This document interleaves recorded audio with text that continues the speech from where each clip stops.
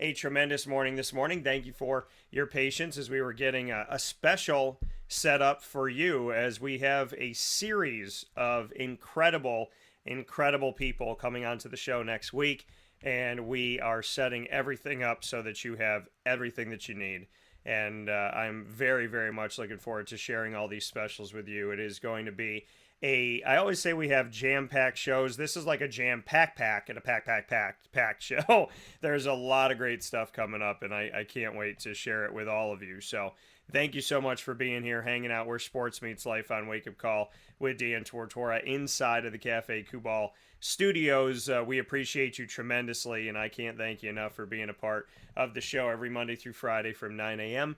to 11 a.m. Eastern time, of course, here where sports meets that thing called life, inside of the Café Football studios and Café Football here with you, and definitely appreciate you being here and having a great time with us where sports meets that thing called life. Café Football, like I said, here in our community. You can get out to them by going to 3501 James Street, as well as 324 West Water Street, 401 South Salina Street, all in Syracuse. You can go to 343 Fayette Street in Manlius, New York, and you can go to the corner of Route 11 and Taft Road at Sweetheart Corners to their drive-through location. So make sure you go out and do that today and continue to support local. So we appreciate you doing that. We have an awesome show set up for you today. I am so ecstatic about everything we're going to be able to do in today's broadcast of Wake Up Call with Dan Tortora. We're kicking you off into the weekend, and this show is jam-packety-packed. So we'll start things off here inside of MonPazPopcorn.com's What's Poppin'. We have the Annoying Moment of the Week, proudly presented by Carvel DeWitt. Lead, Learn, Evolve, Ad-Lib, and Deliver, proudly presented by Chick-fil-A Cicero and Chick-fil-A Clay. Focusing today's topic in lead being self-awareness and self-confidence.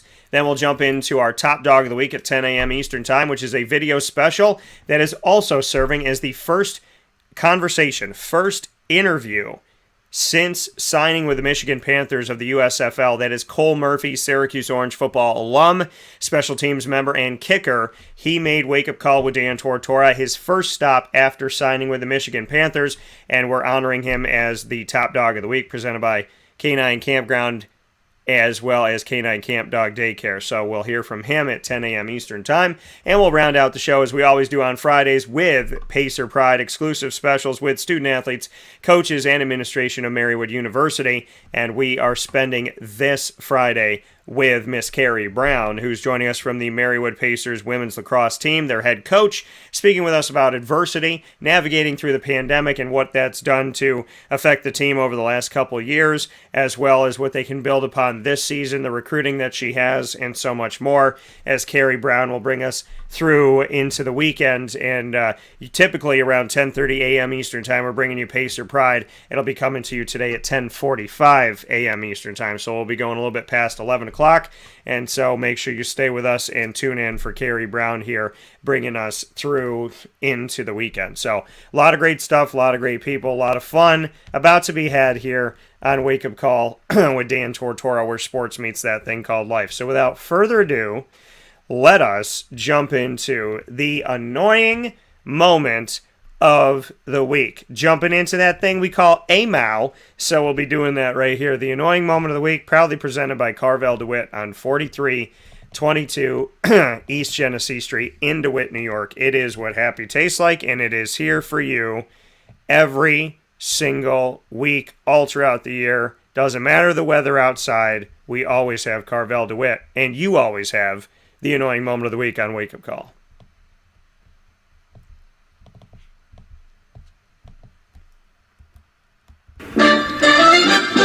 Dan Tortora proudly brings you... Is that for real? Are you kidding me? The annoying moment of the week. I'm really honest. I don't know how to respond to this. Presented by Carvel DeWitt, 4322 East Genesee Street. It's what happy tastes like. You have to be that crazy. I guess so.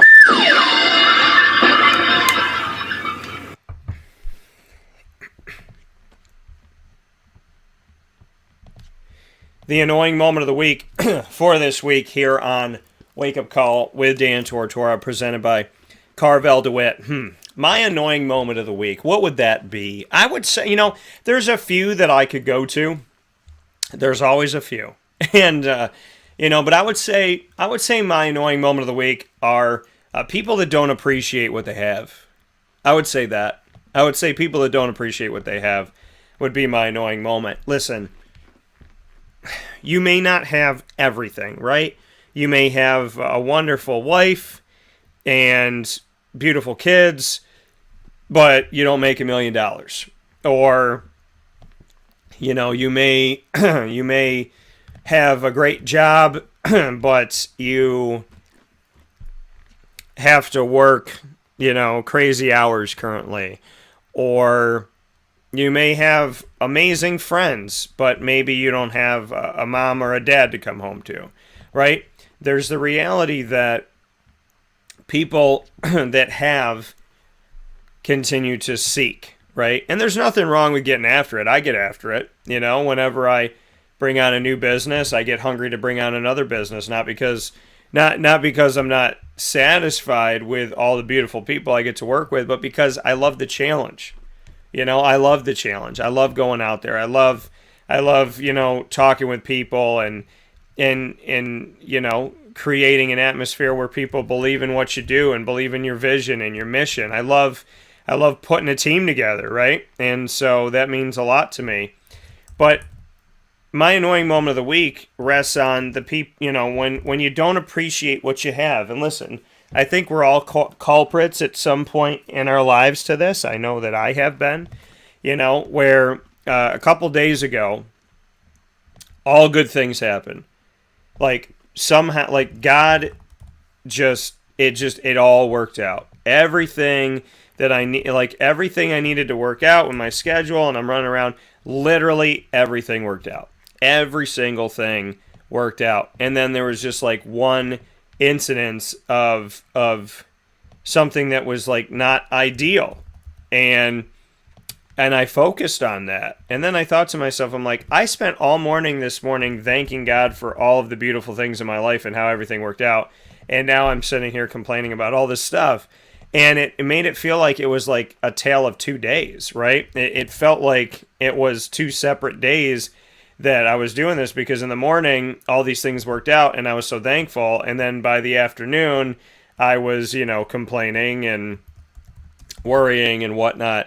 So I think, I hold myself accountable to this, and I ask you all to think about yourselves with this, is how do you treat things? How do you treat life?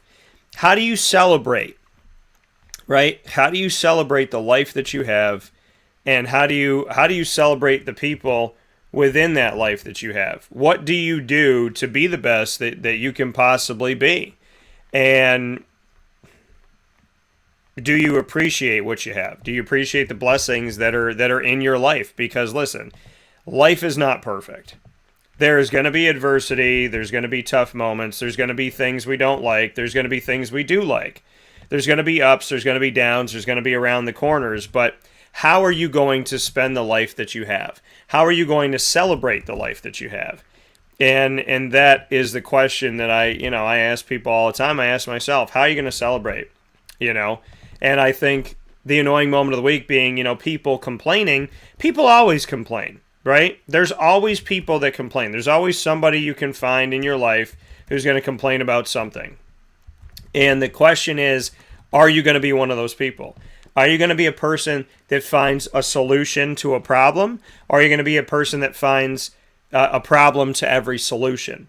And that is something that you really have to sit down and you got to think about what you're going to be and what you're going to do.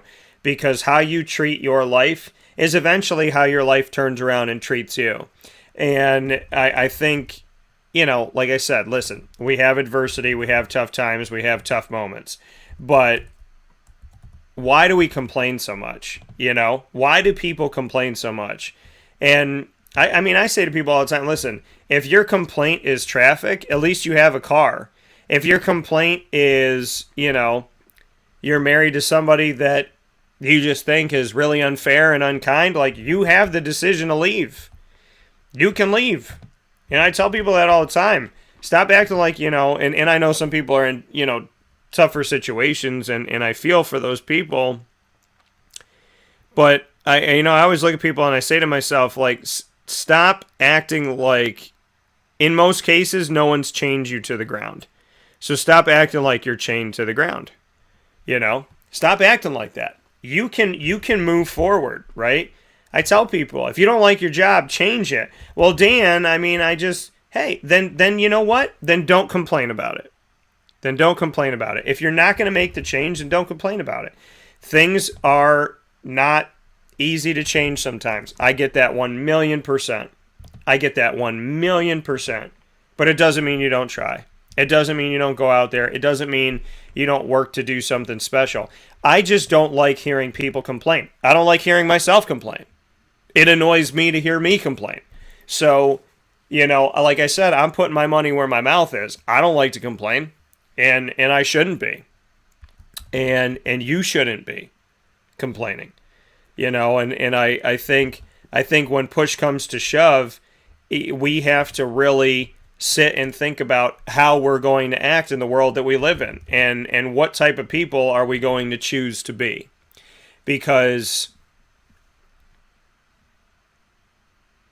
I don't ever want to be that friend where people are like, man, when you call, you complain. Like, I love talking to you, Dan, but I tell you, when you call me, it is negative, negative, negative, negative, negative. And it doesn't mean you're not going to have a moment, right? We all have moments. Girlfriend calls me up. She tells me about her day. Sometimes there's adversity. Mom calls up, dad calls up. I'm dealing with this person. But you know the difference between somebody who's always complaining and somebody who just had a day, had a moment, had a time where things were not ideal. But, my girlfriend checked me this week, and I appreciate it. She said, the thing that you're worrying about doesn't matter. It doesn't matter. Don't let this get you down. Let's move forward. I'm tired. I got about 20 minutes before I fall asleep, and I don't want to talk about this. I want to talk about something good. I want to talk about something positive before we go to bed, because I love you and I care about you. And so I want to spend the time that we have talking about something positive. And I appreciated that. I appreciated that she checked me. That she said to me, hey, baby, I love you. And I understand that you're upset, but I don't want to spend the last few minutes that we have on the phone tonight talking about somebody who was mean and negativity. I want to talk about us. I want to talk about, how much we love each other. I want to talk about something positive. And I can respect and appreciate that.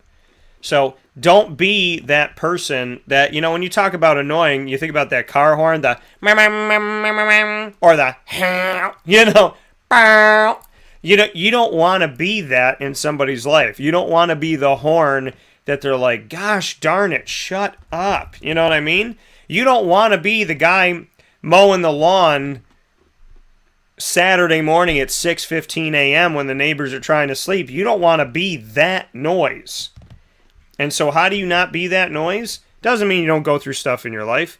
And it doesn't mean you got to keep it all to yourself. It means that when adversity strikes, don't become a negative Nancy, right? Don't become a Debbie Downer. Find a place within all this where you can state your case and state what you're concerned about and state what bothers you, but you can find a way to be happy too, right? Gosh darn it, I don't like this, but my thing was, I don't understand this, I don't like this, but I know who I am. And God has given me a great life. And today everything worked out. I was hoping to be early for this. I was early for this. I was hoping the internet worked for this. And even though the internet struggled with this, it didn't struggle with this other thing. And I was able to edit and move this over here. So that worked out fine. I got very nice compliments from somebody I care about a lot. They mean a lot to me. They're successful and they're doing great things. I love that we got to sit together. I love that we haven't talked in almost a year. And when I called him up, immediately he was like, yeah, when are we doing it? Let's get it done. I love that we have that bond and that he trusts me and that he cares about me because that means the world to me, because I care about him and I care about what they're doing. I love the fact that I had a great interaction with this company today. I love the fact that I got this sent out and I sent it out the way I wanted to do it. There's all of these things that I could be really excited about instead of focusing on that one thing. So my annoying moment of the week for you is to challenge you, not the annoying parts to challenge you, but I challenge you to not be the person that's always complaining. I'm not saying you don't have adversity. I'm not saying you don't have problems. I'm not saying that your life is a walk in the park. I'm saying that when adversity strikes, tragedy strikes, problems strike. You never make a problem better by complaining about it. You never make it better. Now you can talk it out, but it hit home with me, with my girlfriend, and it hit home with me and my dad. Because the same thing that I was upset about, I talked to my dad about at dinner, and we ate our dinner. Before I knew it, we were done with dinner, and that's pretty much all we had talked about. And I thought to myself, if this is the last meal I had with my dad, I would be really disappointed in myself that this is the last thing that we talked about. You know, I took this beautiful moment with my father and I turned it into drama stuff, and I turned it into, not asking about, I didn't learn anything about him and what's going on in his week because I was talking about me. So the annoying moment of the week, stop complaining, look for solutions. It doesn't mean don't be bothered by something, but let it bother you for 5 minutes and then throw it in the garbage.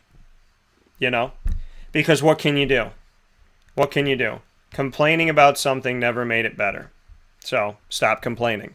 With that being said, we're going to take a step aside for a fast break. When we come back on Wake Up Call with Dan Tortora, inside the Cafe Football studios, we're bringing you Lead, Learn, Evolve, Ad-Lib, and Deliver is the acronym, and it focuses this week on the topic I've chosen of self-awareness and self-confidence. We'll talk about that, brought to you by Chick-fil-A Cicero and Chick-fil-A Clay, right after this fast break. And a thanks to Carvel DeWitt once again with an all-new Sunday coming to you from us very, very soon. I cannot wait. I have tried it. It is currently in my freezer, and I cannot wait to share it with the world. That's coming up very, very soon here in the community of Central and Upstate New York, and you can go to Carvel DeWitt today on 4322 East Genesee Street in DeWitt, New York. We look forward to seeing you there.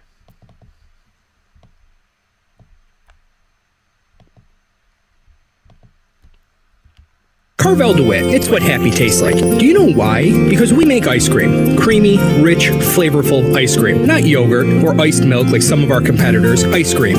Fresh, by hand, daily. For the calorie conscious, we have something new for you. Our new Carvelite. Same great flavor, creaminess, and texture of our regular ice cream with only 35 calories an ounce. So whether you want an ice cream cake, flying saucer, dasher, carvalanche, hard or soft ice cream, we will satisfy your craving with our fresh, handmade regular or new Carvelite ice cream. Carvel DeWitt. It's what happy tastes like.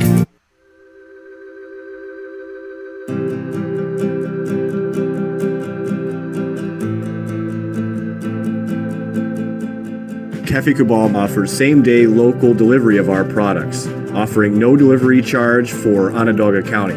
Shop cafecubal.com for fresh roasted coffee beans, cold brew, travel mugs, and all your essential Cafe Football needs. Cafe Football, coffee for the soul.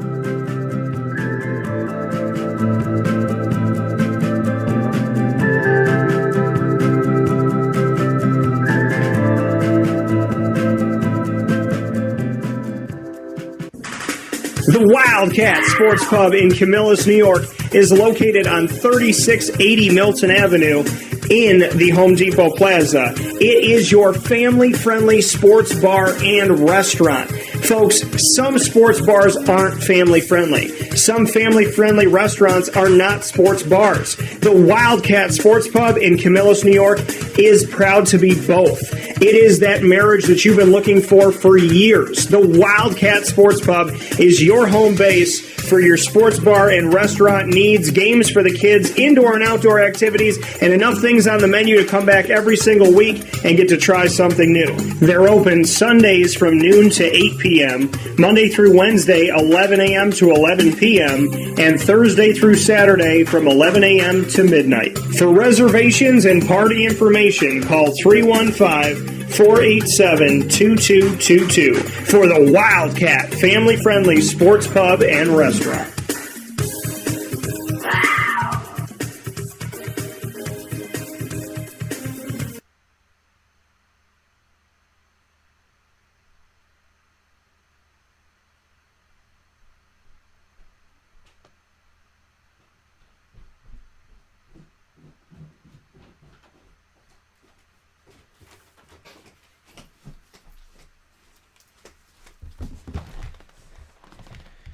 Welcome back here to Wake Up Call with Dan Tortora inside of the Café Football studios where sports meets that thing called life. Happy to be here with you and happy to support and let you know that Café Football will help you fill your cup up right every single day of the week on 3501 James Street, 324 West Water Street, 401 South Salina Street in Syracuse, New York, as well as inside of Golisano, as well as on 343 Fayette Street in Manlius, New York, in their giant behemoth of a brown-striped building, and at their drive-thru location on the corner of Route 11 and Taft Road at Sweetheart Corners in North Syracuse.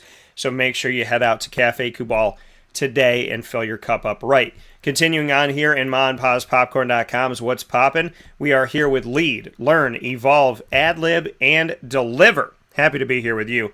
What did Greg say? DT, the king of the longest ice cream promo tees in Central. Bro, you don't even know, man. We took pictures. We did a little photo shoot. We are ready to release it, and you know I am. I've been holding. So yeah, but we're gonna release that very, very soon here. So thank you, sir. Hope your weekend is spectacular as well. Stupendous, spectacular, amazing, and. Yeah, how many Spider-Men? What? Spectacular, Spider-Man, amazing, superior. How about that, superior? I hope you have a superior weekend. So, a lot of great stuff coming up here.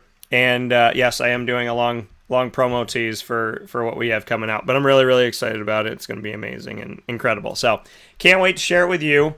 And I'll be sharing it very, very soon. How about this?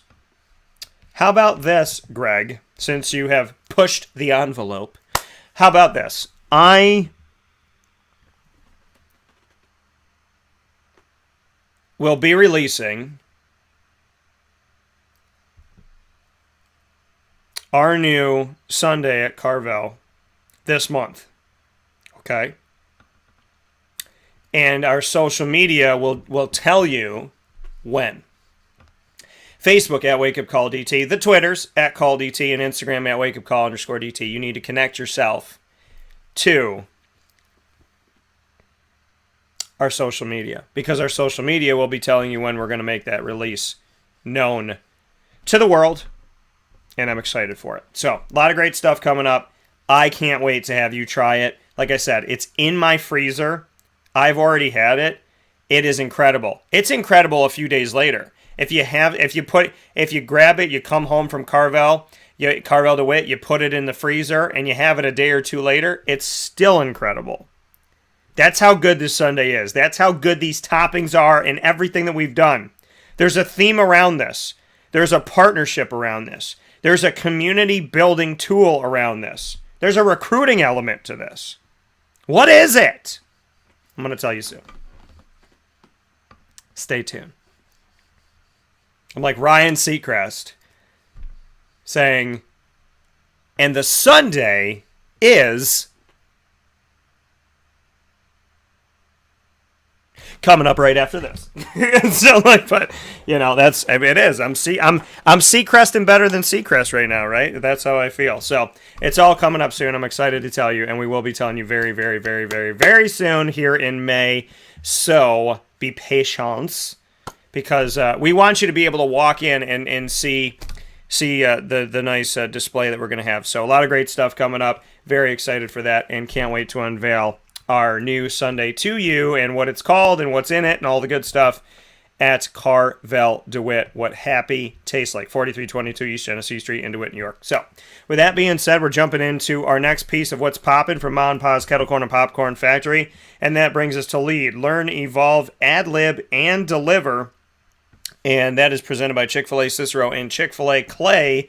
Today's topic in Lead, folks, the topic of this edition of learn, evolve, ad-lib, and deliver is going to be self-awareness and self-confidence.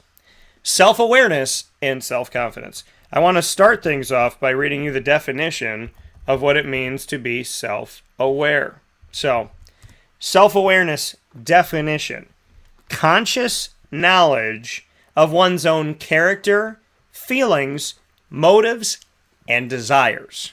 I'll read it again. Self-awareness is defined as conscious knowledge of one's own character, feelings, motives, and desires. Conscious, you know. Knowledge, you've taken it in, and it is not an unconscious, subconscious, it's right here. You are conscious of what you know about who you are, how you feel, why you do something, and what you want. Self-awareness. How self-aware are we? Do you know your feelings and your motives for doing what you do? Do you understand why you're doing what you're doing? Are you self-aware enough to know your why? The other part of this, self-confidence, is defined as a feeling of trust in one's abilities, qualities, and judgment. A feeling of trust. A feeling of trust within yourself. A feeling of trust in your abilities, your qualities, and your judgment, your ability to make a decision.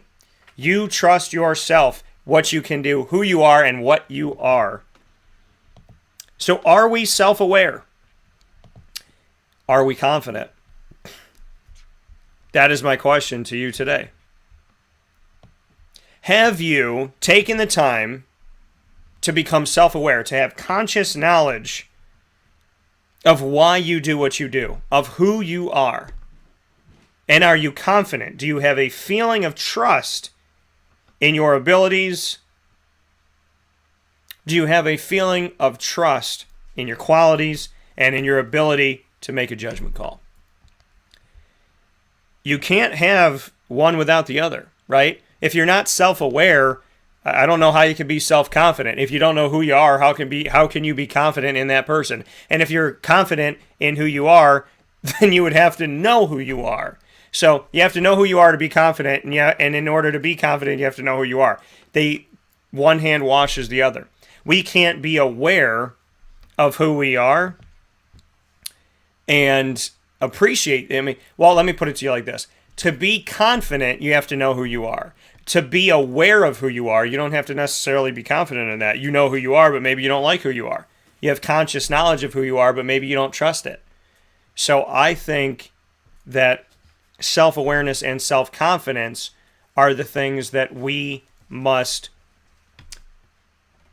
desire for ourselves, declare for ourselves, work toward, and keep. Because if you do not know who you are and you don't love that person, then how can you expect to be positive and healthy in a world that will tell you who you are, and a world that will constantly fight against your own confidence? If you don't know, how are they going to know? And sometimes when you know, they don't know. And when you do know, what will you do with knowledge? Because knowledge is power. And your confidence within yourself comes from the inside out, not the outside in. People forget that. People don't think that, right? My confidence comes from people telling me I'm pretty. No. It comes from people telling me you got nice muscles. No. From somebody saying I'm really proud of what you do. No. Your confidence comes from you. It comes from your belief in your qualities, your belief in your abilities, and your judgment. Your self-confidence is a feeling of trust in your own abilities, qualities, and judgment. Your self-confidence comes from you. It doesn't come from the television. My self-confidence doesn't come from how many likes I get, how many people follow me on Twitter, how many people tell me I'm great. It doesn't come from that. Because there are days where people tell you that you're not great. People that tell you that you don't get enough clicks. There's people that tell you don't do enough. You could do everything right in your mind. You could know beyond a fiber of a doubt that you have done your best and you feel like you've done a good job. And somebody can run up to you that day and say, no, you're trash. It was bad. I didn't like it. What are you going to do when the world does that? If you have no idea who you are, the world will dictate who you are. And that dictation will change every day. Because on Monday, this person's going to tell you who you are. On Tuesday, you're going to go to the grocery store and that person's going to tell you who you are. Then think about it like this. If you've lived long enough to have exes, I'm sorry for you, but I'm also happy for you. And if you've lived through it, I'm proud of you. But if you have an ex, that means somewhere on this planet, somebody's saying to somebody, I wouldn't date Dan. No. I wouldn't touch him with a 10-foot pole like for serious. Now, they're not telling you why y'all broke up. She's not telling you she cheated. She's not telling you that, every Wednesday at 10 a.m. she would start making donkey noises while you're trying to sit there and have dinner. I say, she didn't tell you that. She's not going to tell you that. You're like, babe, how's your day? And she's like, she's not going to tell you that. But that's reality, Do you have a good day? You don't know. But that's real life. You can't let somebody tell you who you are. Because chances are you have a boss that didn't appreciate you.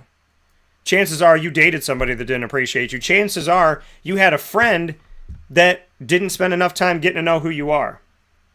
You're not perfect. I'm not perfect. But I can tell you that the most perfect being that ever walked this planet, Jesus, what do people say? Oh, he wasn't real. He didn't die for me. I'm still waiting for Jesus to come. He didn't come yet. He's not here. How do you know the story was real, Dan? It was in a book. Who can prove it? And then all these people trying to refute it and saying, well, I think Jesus had a wife. I think Jesus is actually buried in the ground. We're going to go dig up Jesus and prove that he's still here. We're going to show you his bones. There are people that don't have faith. There are people that don't have belief. And if I know anything about this world, the most dangerous people on the planet are people that don't have faith in anything. Because if you have faith in nothing, not only will you fall for anything, but those people feel less remorse because they don't think they're answering to anybody. Well, if I don't get caught and it's your word versus mine, right? That's what they think. Oh, in a court of law, I can get the jury to believe me. Oh, I can get my mom to believe me. Oh, my friends will do whatever I tell them to do. Because they don't believe there's a God that saw it all. I live a life, not a perfect life. I make mistakes, but when I mess up, when I sin, when I'm not my best self, I go to God. I say, Dad, I'm sorry. This is what I did. He already knows. He already knows. But I'm going to him and I'm telling him. Because my God sees everything. Does my dad and my mom, do they see everything? No. My mom and dad, if I didn't tell them some things, they would never know those things. But I tell them too. Why? Because if I am not my best self, I want the people that I care about the most, I want there to be this, hey, I could have been better. I'm sorry. I said it to my dad. We just had this past week. My dad and I had a conversation. Then I had a conversation with my mom. Then my mom had a conversation with my dad. And my dad got frustrated. And I went to my dad and I said, don't be mad at mom. This is on me. I talked to mom. Mom talked to you. This is on me. I put mom in this position to, now she has her own feelings, her own thoughts, and her own actions. But if I didn't talk to her, then this probably wouldn't have happened. So let me take responsibility for this. If you want to be mad at anybody, be mad at me. I didn't have to tell my dad that. There were consequences to telling my dad that. and taking the blame off my mom and putting it on me could turn around to my dad being upset with me, frustrated with me. If I didn't tell him, oh, well, then I don't have to deal with problems. If I didn't tell him, then he doesn't get upset with me. He gets upset with somebody else. But you know what I think about that? That's a false sense of reality, because I'm the one that should have been held accountable. And without holding myself accountable, nobody would have held me accountable, because my dad would have never known. So how many times in your life does something happen behind closed doors and you don't say it? How many times can you lock something on your phone, hide something on your phone? How many times can you take something in the house, somebody comes to visit you, and you take pictures out of frames and you throw them in something? How many times can you hide before somebody catches you? And if you live your life in the dark, and people think you're a great person, they think you're innocent, they think you're good. If you scream behind a closed door and all your friends go, wow, I could never see you angry. You can never scream. I would never see you yell. I could never see you swear. If the people around you believe that you're a better person than you actually are, all that means is that you're a good liar. Doesn't mean you're a good person. It means the perception of you is good. But if I know anything about anything, it all comes out in the wash. Eventually, you have to take those dirty clothes that you have bloodied and you have to put them in the washer. Eventually, it's going to come out. Eventually, everybody finds out everything. It doesn't matter what you put on your phone. It doesn't matter what you put in your house. It doesn't matter what you hide in your desk at your office. Think about it like this. Somebody yesterday was doing something in their car that I thought was unsavory. I walked by them. I don't know them. They don't know me. But I could turn around and say to one of my friends, hey, I saw somebody doing this in the car. Oh, where were you? And then I tell them where I was. And they go, oh, okay, well, what car was it? And I tell them that. And they're like, oh, that was interesting. I wonder why somebody was doing that and why they felt so comfortable to do that in public. Then they tell their friend. And then all of a sudden, so I tell my friend who tells their friend who tells their friend. And guess what? That friend is the girlfriend of the person I saw in the car. So I don't know this person, but because I told the story to a friend, eventually it came out in the wash. Eventually, we thought we were all total strangers, but we were only 3 degrees of separation, and then that person turns around and gets a phone call from their girlfriend that says, hey, I thought you said you weren't doing this anymore. I thought you said this wasn't a part of your life. I thought you promised me that we were going to do better. You don't know what you're dealing with when you're trying to hide who you truly are. I told somebody this recently. I said, you know what the worst thing you could do to the world is? When they're telling you you're all these bad things and they're trying to hurt you and they're trying to get under your skin and destroy your faith and destroy your self-awareness and self-confidence. If you really know who you are, which is self-awareness, and you love who you are and you believe in who you are, which is self-confidence, if you have those two things, the worst thing you can do to the world is be yourself. Because whatever lies they're spreading about you will be refuted by your life. Not by somebody's story, not by somebody defending you, but by you. You are the best deterrent of a rumor. You are the best defense to somebody trying to tell the world who you are. Because if you really are a good person and you really do try to help and you really would never hurt a fly, that eventually will come out because how you live your life will precede you. People have perceptions of everything. I can perceive the tree on my front lawn as a nuisance. I have to cut it. The branches are wily. There's beetles that get on there and it's gross. Somebody in the curb appeal could say, gosh, I wish I had a tree like that on my front lawn. Look at how it blossoms. Look at how full it is. It's perception. I perceive the tree as a nuisance. They perceive the tree as beauty. Are either one of us wrong about our perception? No. But what does the tree think of itself? Does the tree think it's beautiful? Or does the tree think it's a nuisance? You're sitting here going, Dan, trees don't have feelings. I'm talking about you. Because somebody's going to perceive you as a nuisance, as a hindrance, as an annoyance. And another person is going to perceive you as beautiful. they may both be right at times. You may have annoyed somebody, and you may be beautiful to somebody else, but who are you? Who are you? Because if I have a neighbor that has a motorcycle, I perceive it as a nuisance that for some odd reason, when they turn it on, they have to let it be on for 47 minutes before they ride. For what? And then they kickstand and they lean on it. And then they put the kickstand back down. They get their coffee. They look around. They pick something off the tree. They pick their nose. And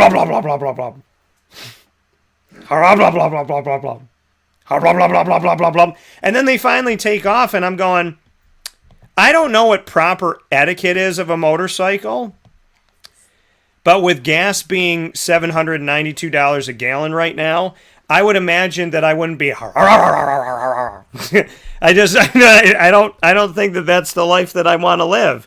I think if I had a motorcycle, I would turn it on, kickstand, and go. It would go, and we're gone. It wouldn't have a chance to because we would be gone. If it then you would think, did Dan pass out? Did he fall asleep? Did something happen? Did the bike? Where's the bike? Because I can be clear with you that I have two neighbors that turn on their motorcycles, and it takes them, if they turn it on at 9:07, they start riding it at 12:15. And so, I mean, and one of them's not as bad as the other one. One of them, it takes him about 27 minutes. The other one, it's at least 40 minutes. It's like they turn the motorcycle on, they mow the lawn. They turn the motorcycle on, they make a pizza. They turn the motorcycle on, they build a treehouse. I mean, they turn the motorcycle on, and they, erect a building, a skyscraper, while they're waiting for it to warm up. And do motorcycles really have to warm up? I just don't understand. And I'm being told off the air that it's the etiquette of a motorcycle, which makes no sense, because this is how I like it. Okay. It's how people that own motorcycles, okay. It's what they do. Okay, so we're hearing in the office this is what That's what they do. So, okay. So this is my thing. This is my etiquette. If I went to start the show and I turned on my microphone and I didn't come on screen for 37 minutes, Stop. and Can I say something? my girlfriend wants to say, go ahead. You want to talk? You want to come into the studio? Sure. Okay. I've never experienced this before in my life. Yes. Okay. We can't see you. Now we can. Yeah. So it's the etiquette. He doesn't understand that it's the etiquette of a motorcyclist that, because I've been around people that have motorcycles, and, I understand that he doesn't quite get it. When you turn it on, that's what they have to do. I want to say it's the vroom vroom behind it. That's what they do. So, and I know, honey, I love you to pieces, but they have to start it. They have to hear that, vroom vroom behind it, Yeah. and sometimes I know it's annoying, but that's just what motorcyclists do. Okay, so what I'm gonna do is No, you're not gonna. what I'm gonna do is I'm gonna start the show. I'm gonna step away, and I'm gonna walk by during a 47-minute period. I'm gonna walk by, and I'm just gonna go, yow, wow, yow. And they're going to be like, did Dan just drive by? And I'm going to be like, yeah, because I started up my motorcycle. So, listen, this is no disrespect to anybody that rides a motorcycle. Please don't be mad at me. Please don't be frustrated with me. All I'm saying is, I don't understand it. I don't get. So, and it takes, but again, the whole point of this is an annoyance versus something that somebody loves. It's annoying to hear somebody start a motorcycle for a half an hour at 6 a.m. on a Saturday.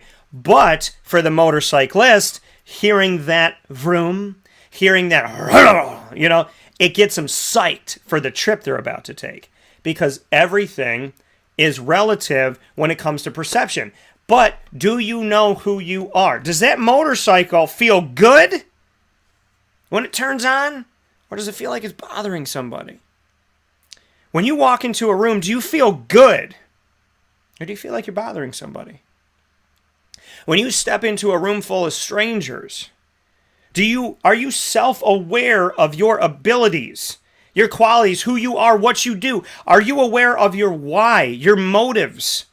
Do you know why you are the person that you are? When you walk into the room, do I know who Dan Tortora is? And am I confident in who he is? Because when you walk into a room and you don't know who you are and you do not believe in that person, the world feels that. They see it and they attack it. And when the world sees somebody that is aware, I know who I am.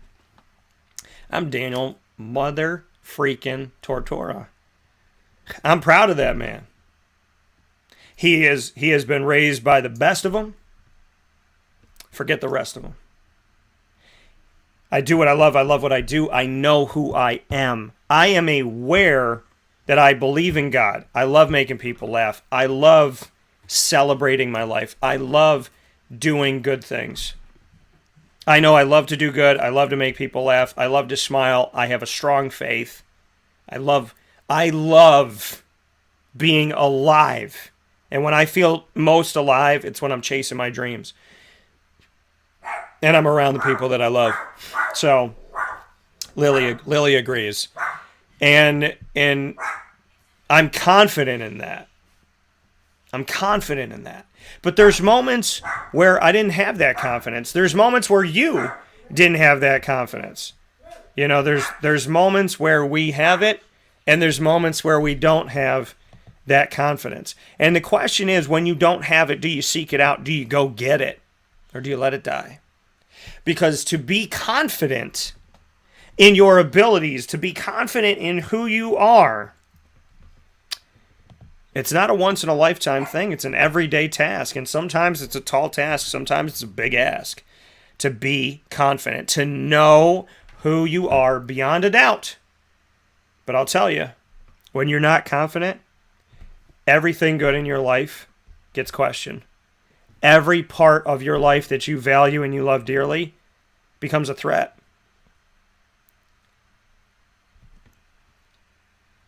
Being aware of who you are.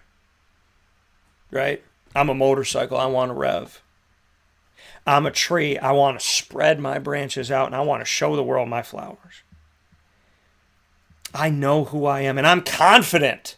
When I wake up in the morning, I am confident. My branches are strong. My motorcycle purrs. It's a growl. My growl is deep. If you know who you are, don't flaunt it. Be it. Be who you are. Spread your wings. Know how to fly. Who would Spider-Man be if he was nervous about what people would think of him, what people would think of his costume? If Spider-Man didn't like the way he looked and like the way he was and didn't think he was strong enough, he wouldn't fight. He wouldn't go after things. He wouldn't save the world. If Superman thought that his tights were too tight, his cape was too weird, and the underwear on the outside made him self-conscious. If Superman didn't like the way his hair looked this morning and spent an extra 20 minutes trying to fix his hair in the window, or in the mirror, pardon me, guess what would have happened? Maybe in the window because he flies. But if Superman spent 20 minutes trying to fix his hair, somebody just died. And where was Superman? You can't worry about what other people think. And you can't lose your confidence because this world may not always like you and may not always support you. The way that you excel in life is being aware of who you are and confident of who that is. With that being said, we'll take a step aside, and this has been Lead. Learn, Evolve, Ad-Lib, and Deliver, proudly brought to you by Chick-fil-A Cicero and Chick-fil-A Clay. Self-awareness and self-confidence is a conversation that we continue to have. If you need to have it with someone, feel free to reach out to me. Facebook at WakeUpCallDT, Twitter at CallDT, and Instagram at WakeUpCall_DT, because we are nothing if we cannot help each other. We'll take a step aside and come back with our Top Dog of the Week honor from Canine Camp Dog Daycare and Canine Kampground Dog Boarding of East Syracuse, as we honor Cole Murphy, Syracuse Orange kicker alum, who also played for the Arizona Cardinals and is now signed on and playing today. Today's his first day. It is game day today. A few hours from this broadcast, Cole Murphy will put his jersey on and step out with the Michigan Panthers to be their kicker inside of the USFL. And it is my honor and my privilege that Cole has given me the opportunity to be his first conversation since signing that contract. That all happens in the video special right after this from the Café Kubal Studios.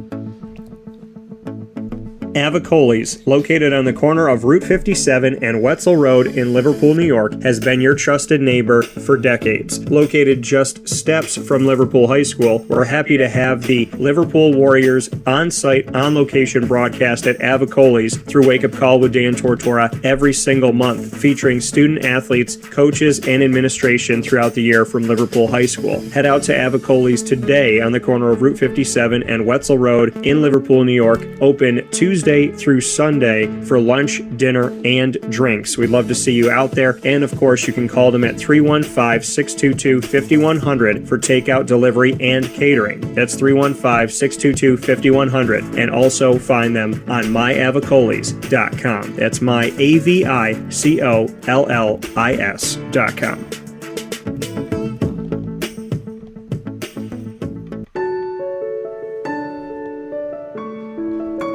Having peace of mind when you're out of town that your furry-loving friend is safe and sound means taking them to Canine Kampground, because we all know that when it comes to the love of our pets, it goes well beyond the call of duty to make sure they're safe and sound. Right, Lily?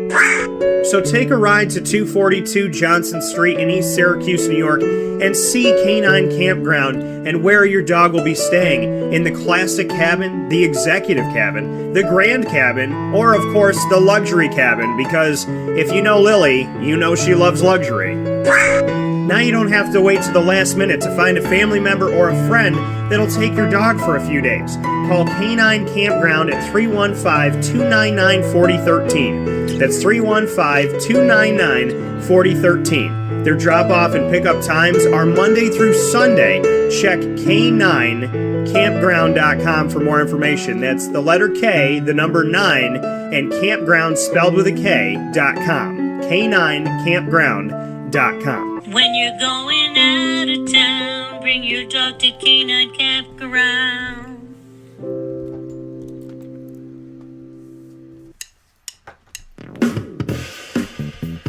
PB&J's Lunchbox, the food truck that you love finding all throughout Central and Upstate New York, now has a streetside cafe. So when you're craving their traditional favorites as well as their out-of-box amazing menu items, you can now head to 663 Old Liverpool Road in Liverpool, New York. Located just minutes from the highway, the Thruway, Destiny USA, and Onondaga Lake Parkway, PB&J's Lunchbox Streetside Cafe is there for you Monday through Saturday from 9 a.m. to 7 p.m., serving breakfast, lunch, and dinner all throughout the day. Get breakfast for dinner, dinner for lunch, whatever you fancy, including their award-winning grilled peanut butter and jelly sandwich. Find them at 663 Old Liverpool Road in Liverpool, New York. PB&J's Lunchbox, where we love to know what's in your lunchbox.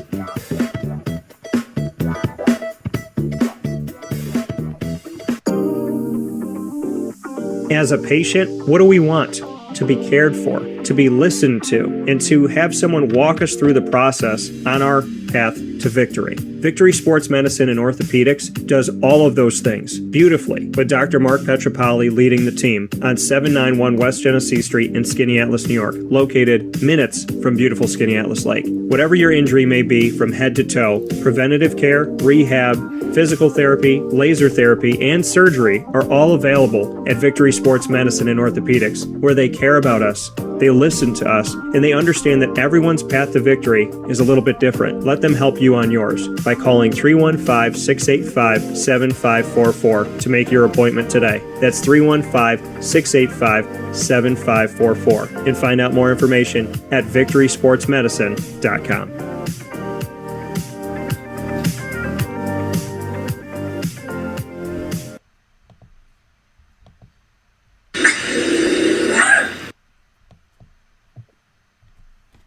Welcome back here to Wake Up Call with Dan Tortora from inside of the Cafe Football studios. I'm hanging out with you where sports meets that thing called life. And, of course, you just are here in every single Friday around 10 a.m. Eastern time to have the announcement of our top dog of the week. And our top dog of the week this week is my guy Cole Murphy. And that is because I have been praying and hoping and wanting the best for him all the way through. And he has amazing news. He's wearing the sweatshirt for that right now. And our top dog of the week is a Panther, a Michigan Panther, USFL, as they are here in their season. They have come to bring us more professional football, which is a beautiful thing. And their new kicker, Cole Murphy, Syracuse Orange alum, and a friend of mine, is here today, honored as the top dog of the week, and also, fittingly, in my opinion, the top Panther of the week. Cole, how you doing? I'm good, man. Thank you. How are you?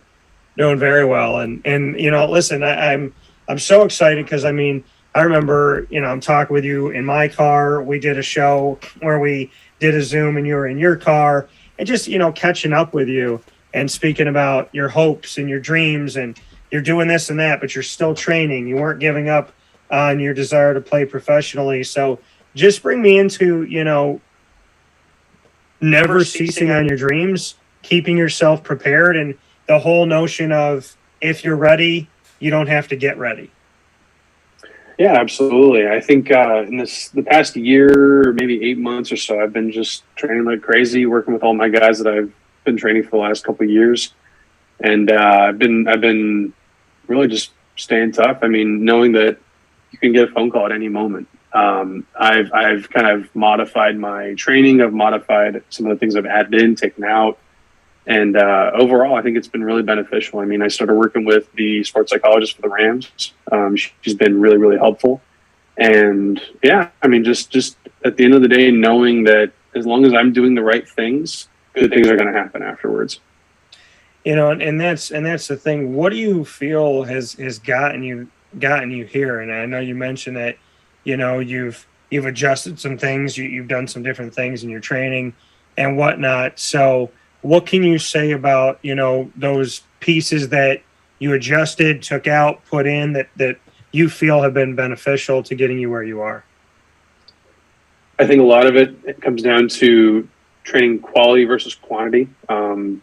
After leaving college, I kind of became a quantity guy where I would go out and I knew, okay, if I'm training 3 days a week this week, I need to get that full amount of reps in. I need to train a ton to make sure I'm getting in that full training experience.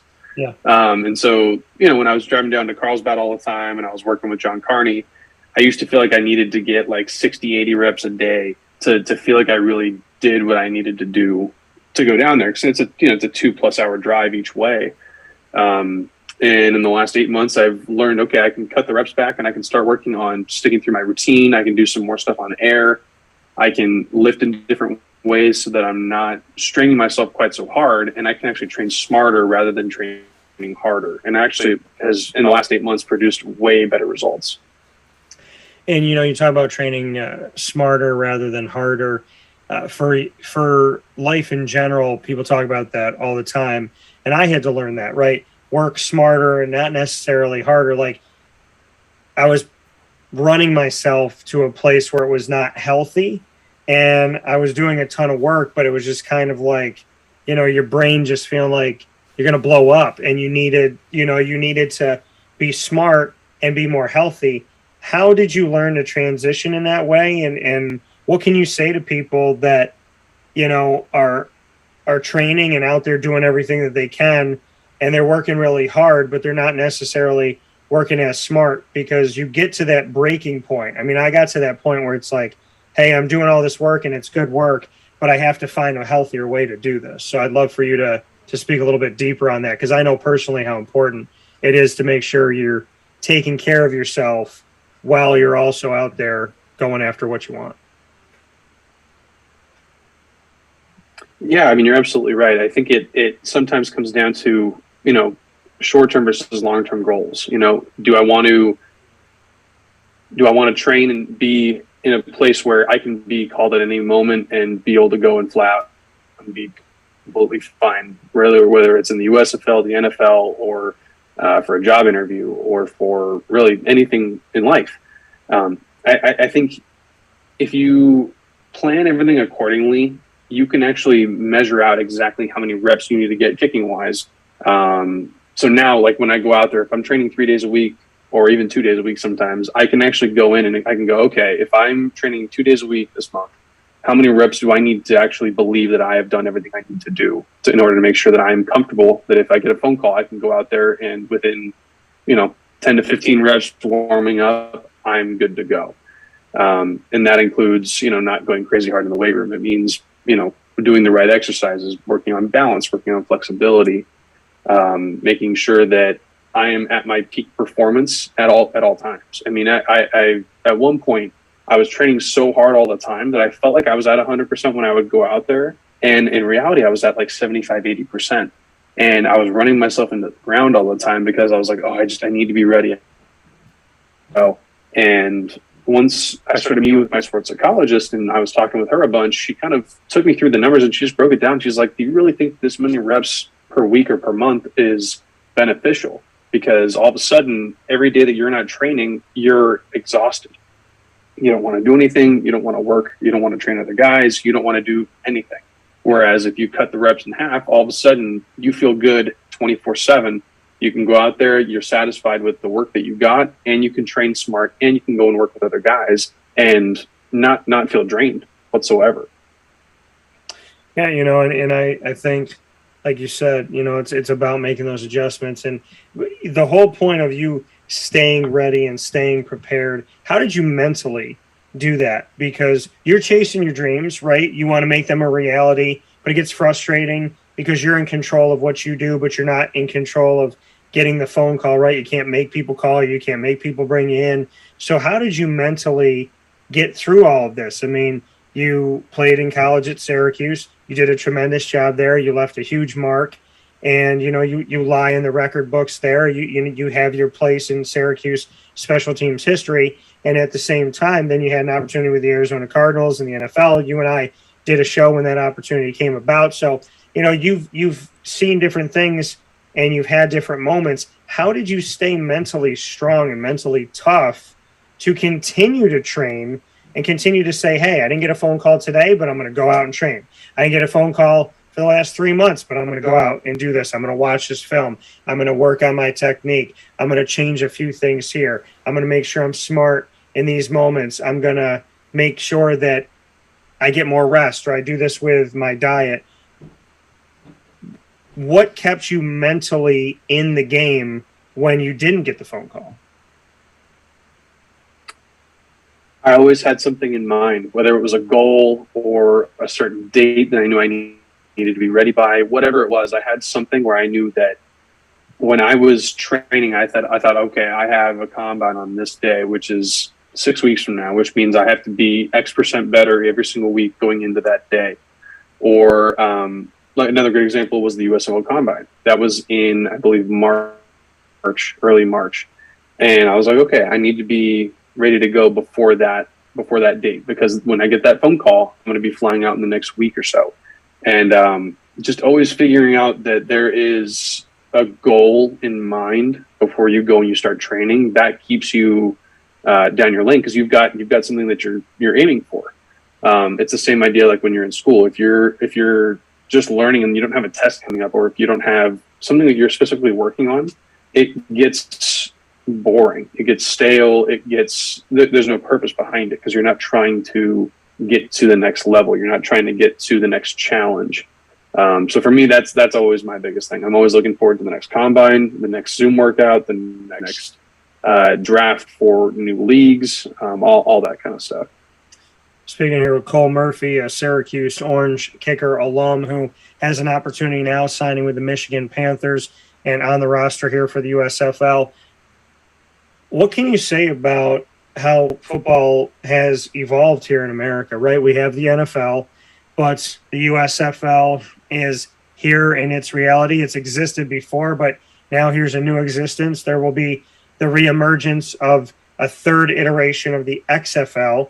There's the CFL. You know, what we knew as the Arena Football League is now, I believe, the NAF. So we still have the Arena Leagues.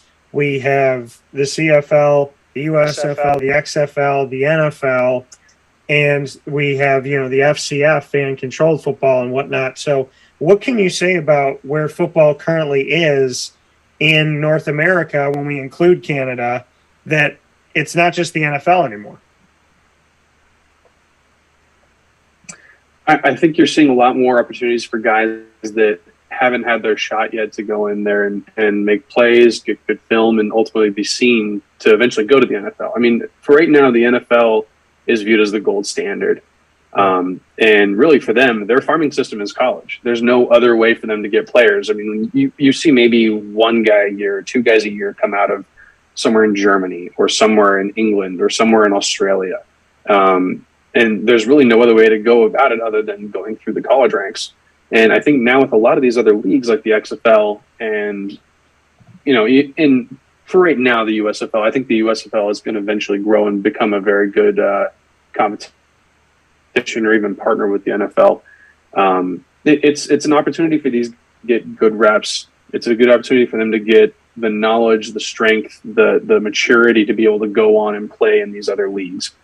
And I think that's kind of how it should be viewed overall. I mean, really every league should be like that. You're trying to get to the top level possible. And in order to do that, you need to keep training, playing games, working on your tackling, working on schemes, just getting smarter overall with football.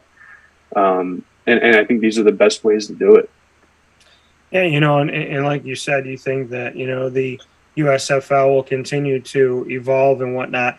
What makes you believe that, you know, this league, this USFL is going to stick? What makes you have faith in their model?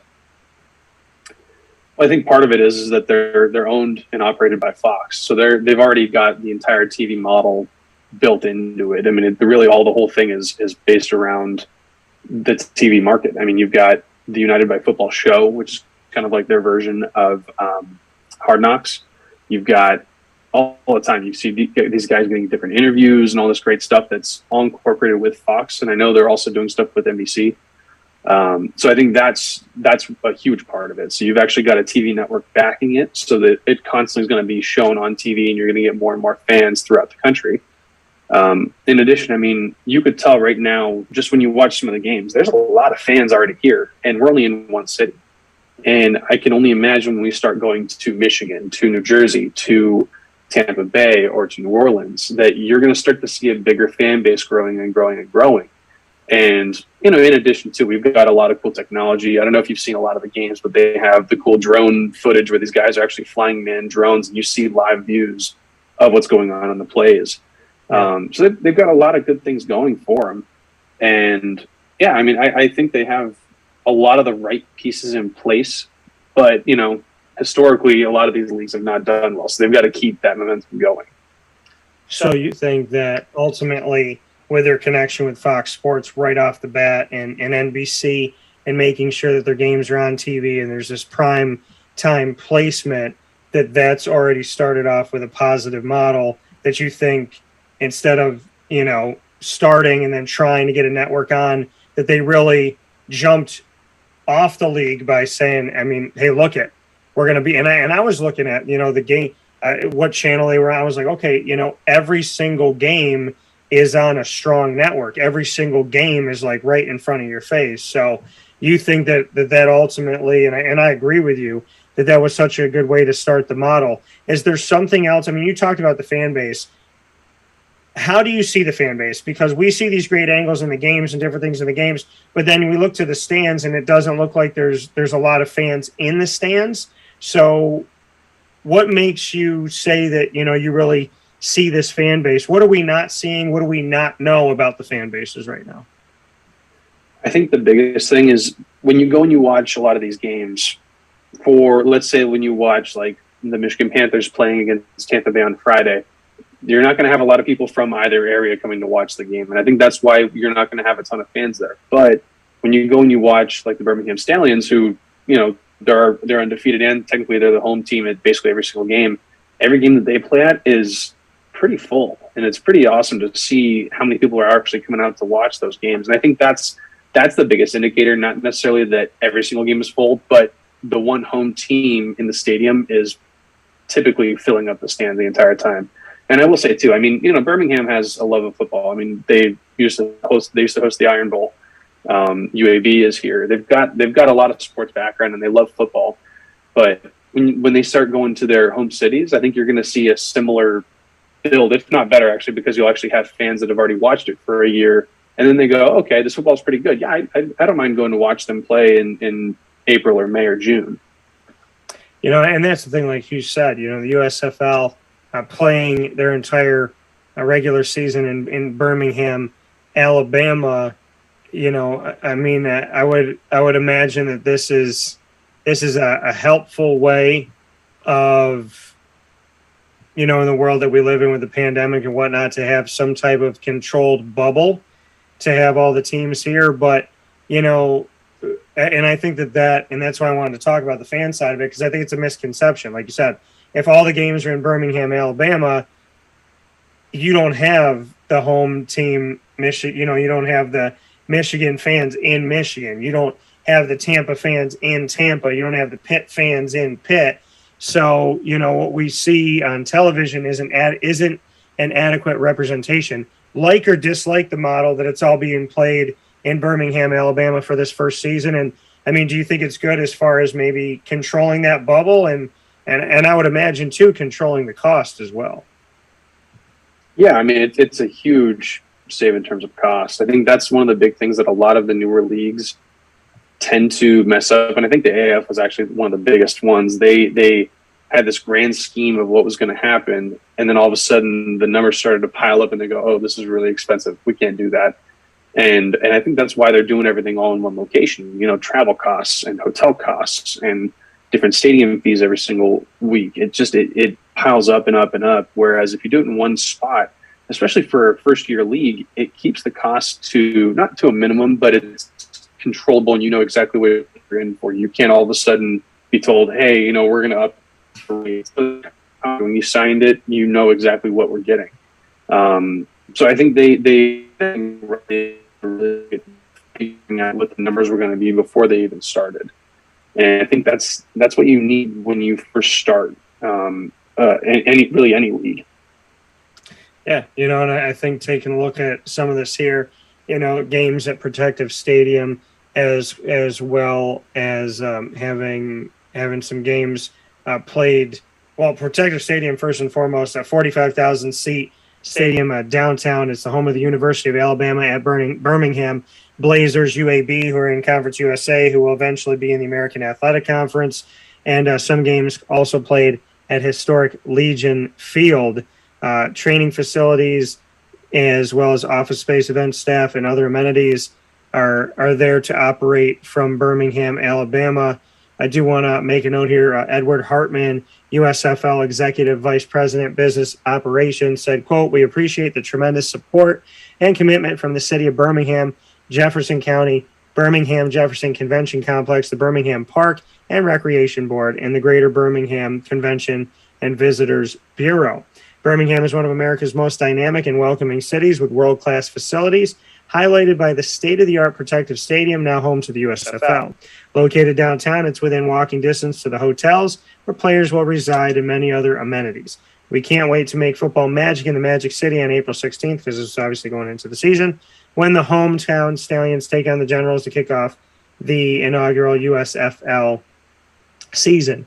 Alabama State Senator Jabo Wagoner said, "Birmingham is the football capital. Therefore, it's only fitting that the new USFL chose it to host the league's inaugural season.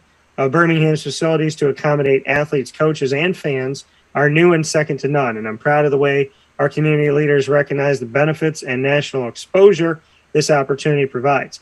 Birmingham is a city with many positives aligned for a bright future, and the USFL's decision is clearly reflective of that direction, end quote. So, a lot of positive words coming in here, a lot of great stuff here. And, I think, obviously, it's great for the Birmingham team, and it gives, it makes everybody's home is their home, but really it's Birmingham's home. So there is a benefit to that. Would you like to see, since you play for one of the other teams, the Michigan Panthers, would you like to see each, if they're going to try and work this model as they grow, that next year they play the whole season in Michigan, and then the year after that they play it down, in Tampa Bay and whatnot? Would you like to see that model? Because there's an accent right now on Birmingham, Alabama, a great thing for the state of Alabama, for Birmingham, huge for UAB because they get to promote the heck out of their facilities,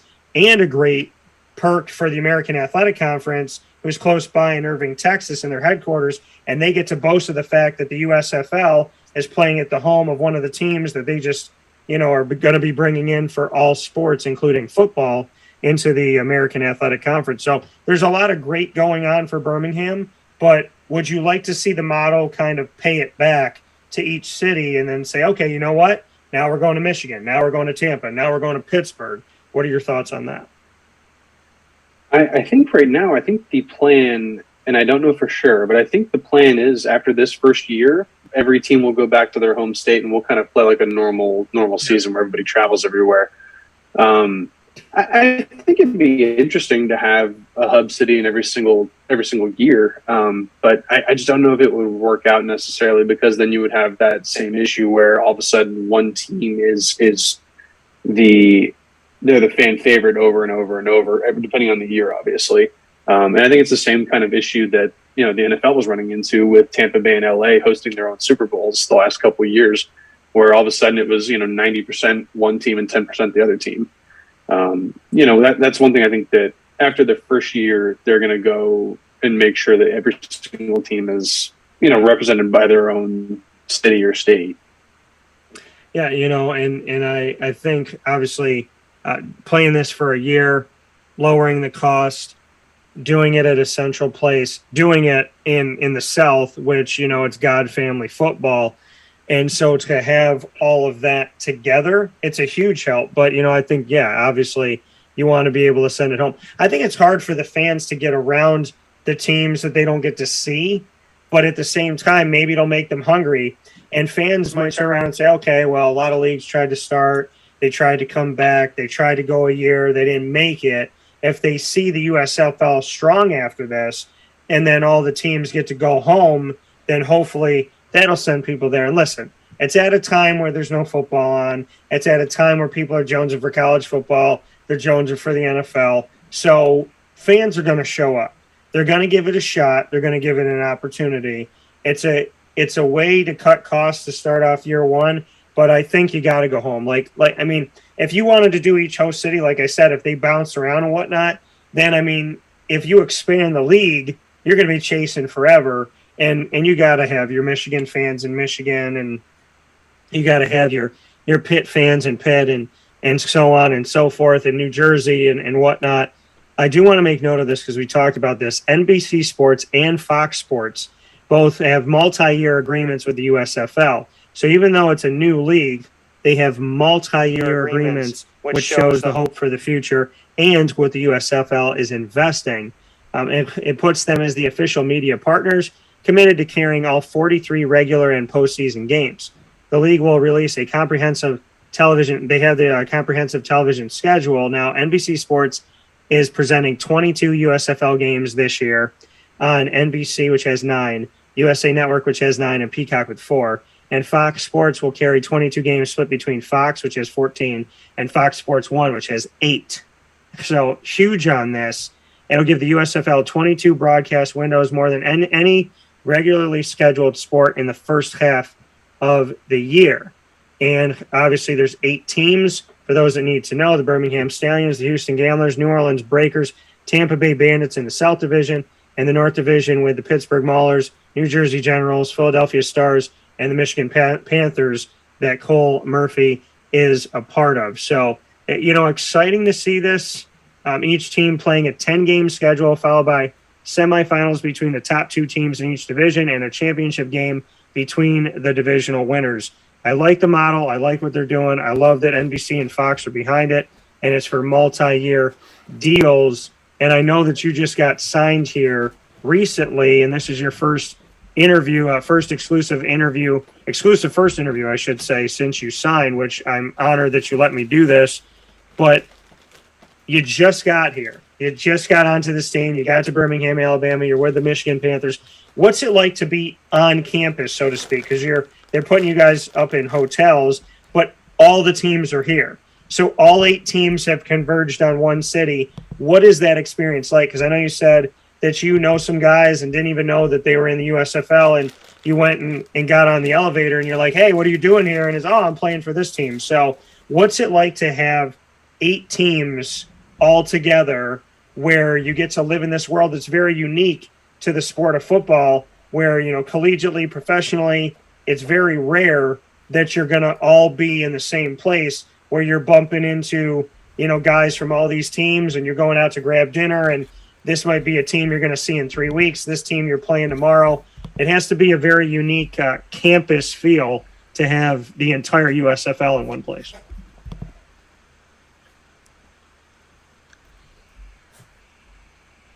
And let's see if can you hear us? Oh, we just cut out for a second here. What did you say?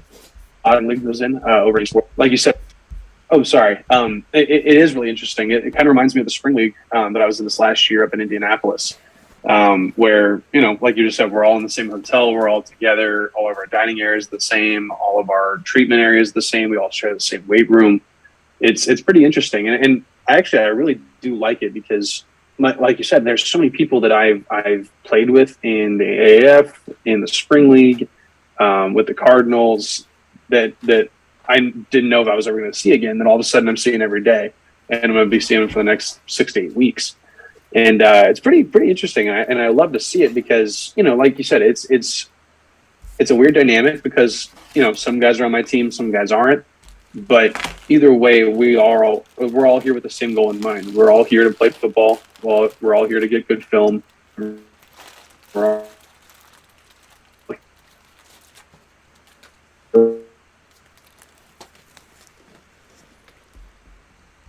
playing pro ball again. There have been a lot of guys that I've known for years that now I get to see all the time. I get to spend some time with them, and we get to train together, and kind of just like the old days. Yeah, and that's you have teams, and obviously you have heated battles, and everybody wants to win and keep their roster spot, and they want to win a championship. So how is that? Because essentially you're in the same city, same hotel with 7 rivals right now. So how does that dynamic work? It's not too bad. I think we're still early enough in the season to where, tensions aren't too high. You don't see, there's no brawls going on in the hotel. Yeah. But I can imagine as the season gets a little bit further on, you're going to start to see things heat up a little bit. But right now it's pretty good. Bring me into how it all happened for you, how you ended up with the Michigan Panthers. Sure. So last Wednesday night, I got a phone call at about 9:00 at night. And it was Steve Kaiser, who is our GM. And I had talked with Steve before, and I had met him over at our USFL Combine that we had in Carlsbad with John Carney. And so I already had his number and everything. So Steve called me, and I was like, "Hey, Steve, what's going on? How are you?" And he said, "I'm good. How fast can you get here?" And I originally was like, "Well, obviously tomorrow, because it's almost 10:00 at night." And within 24 hours, I was already in Birmingham. I had to lay over in Denver and then Atlanta, and then I actually drove from Atlanta to Birmingham, and it was pretty incredible. I never would have thought it was going to be that quick. And I had always been told, when you play pro ball, it's like you get a phone call and you're on a flight usually within about 3 hours. And I got lucky. I got to sleep a little bit in between. But yeah, literally within 24 hours, I was 3/4 of the way across the country prepping for a game the next day. Yeah, and that's the thing is, it's so quick. And have you gotten used to that at all? You know, playing in the spring league, playing in the the AAF, and as well as in the NFL. Have you, and now the USFL, have you gotten used to the late night phone call? How quick can you be here? Okay, well, I can't come tonight, but like you said, I could be there tomorrow, hop on a plane or jump in my car or whatever you got to do. How used to it are you to, make a potential life-changing move in 12 hours, 10 hours, 6 hours? I don't think it's anything that you can really get used to. It's one of those things where when it happens, you're like, oh my gosh, I got to get ready to go. And, luckily, because I had been preparing to actually get picked up in the draft, and which I didn't, but I'd had a bag packed for probably 3-4 weeks. And the funniest part, too, is as we were getting ready and getting everything, getting ready to go, I had not realized until I got here, but throughout the weeks I'd kind of pulled out, I need this pair of tights for training, I need this shirt for training, I need this, I need that. And so when I got here, actually I was missing a lot of stuff that I needed because I had to prepare so quickly. But yeah, I don't think it's something you really ever get used to. I mean, maybe you will, maybe I will eventually, but hopefully not. Hopefully, I get one phone call and then I'm there for my whole career. That would be optimal. So what's it like to be with the Michigan Panthers and to be around them? Since getting that phone call last week, what has the experience been like to be around this specific organization, and kind of what your first impression is? It's been great. I mean, I really like this group of guys. They're tight knit. They've been here obviously a lot longer than I have. They've been here for about 7 weeks, and I've been here for 5-6 days. Yeah. But they're a good group of guys. They work really hard, and they're good ball players. I mean, that's one of those things that, when you look at it, I looked at our record and we were 1-3, and I showed up here and I'm like, these guys are 1-3. These guys are really good. And it's pretty incredible to see that between all three of their losses total, they've lost by 10 points combined between 3 games. And I mean, if you go and you look back, I mean, certain circumstances have happened to where, you could see why they've lost, but they have so many good pieces together, and you can see why we're going to be a good team. I mean, I think in the next 6-8 weeks, we could probably go undefeated. I really, really believe that, because we're tight knit. We play good ball, and these guys they're massive, And your head coach, speaking here with Cole Murphy, a Syracuse Orange kicker alum, also played in the NFL, the Spring League, in the AAF, and has now signed with the Michigan Panthers, as we are here with the exclusive first conversation since joining the USFL. Your head coach, no big deal, is Jeff Fisher, a man who has had experience with the Philadelphia Eagles, San Francisco 49ers, Houston Oilers / Tennessee Titans, and the St. Louis Los Angeles Rams. A lot of people know him for the Titans and Rams connection. And, just what you could say about the coaching staff in general. I'm sure you want to make a note about your, special teams coach as well. But to start here with Jeff Fisher, and then, take it wherever you want to take it as far as the coaching staff goes, but just what it means to you to be a part of a team with a gentleman who knows how to lead you to the Super Bowl. Yeah, I mean, it's been really great having Jeff so far as our coach. You could tell he knows everything about football. He lives it, he breathes it. This is his life. He's pretty funny.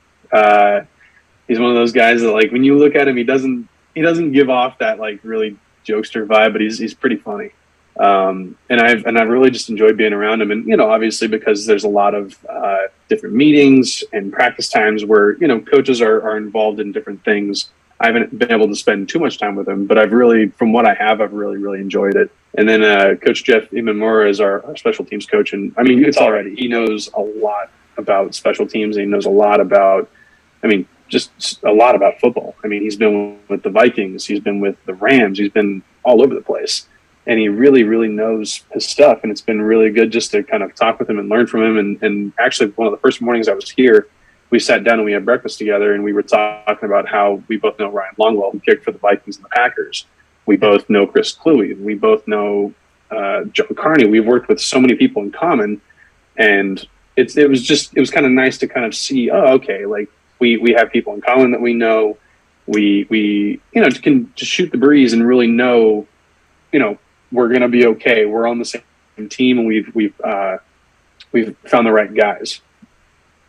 Yeah, and like you said, having that connection to Jeff Imamura, who has, like you mentioned, Panthers, the Rams, the Vikings in college, Vanderbilt, Saginaw Valley State, Northern Arizona, and TCU experience here for the special teams and defensive backs coach for the Michigan Panthers. So you're a Panther now. You're a part of this. You're here. Has it hit you yet that you're back in the pros? Oh yeah, I've been prepared for a long time. I'm excited to be here. I really am, and I can't wait to get out there on Friday. It's going to be a great game. We're playing Tampa Bay, and I'm excited for this win.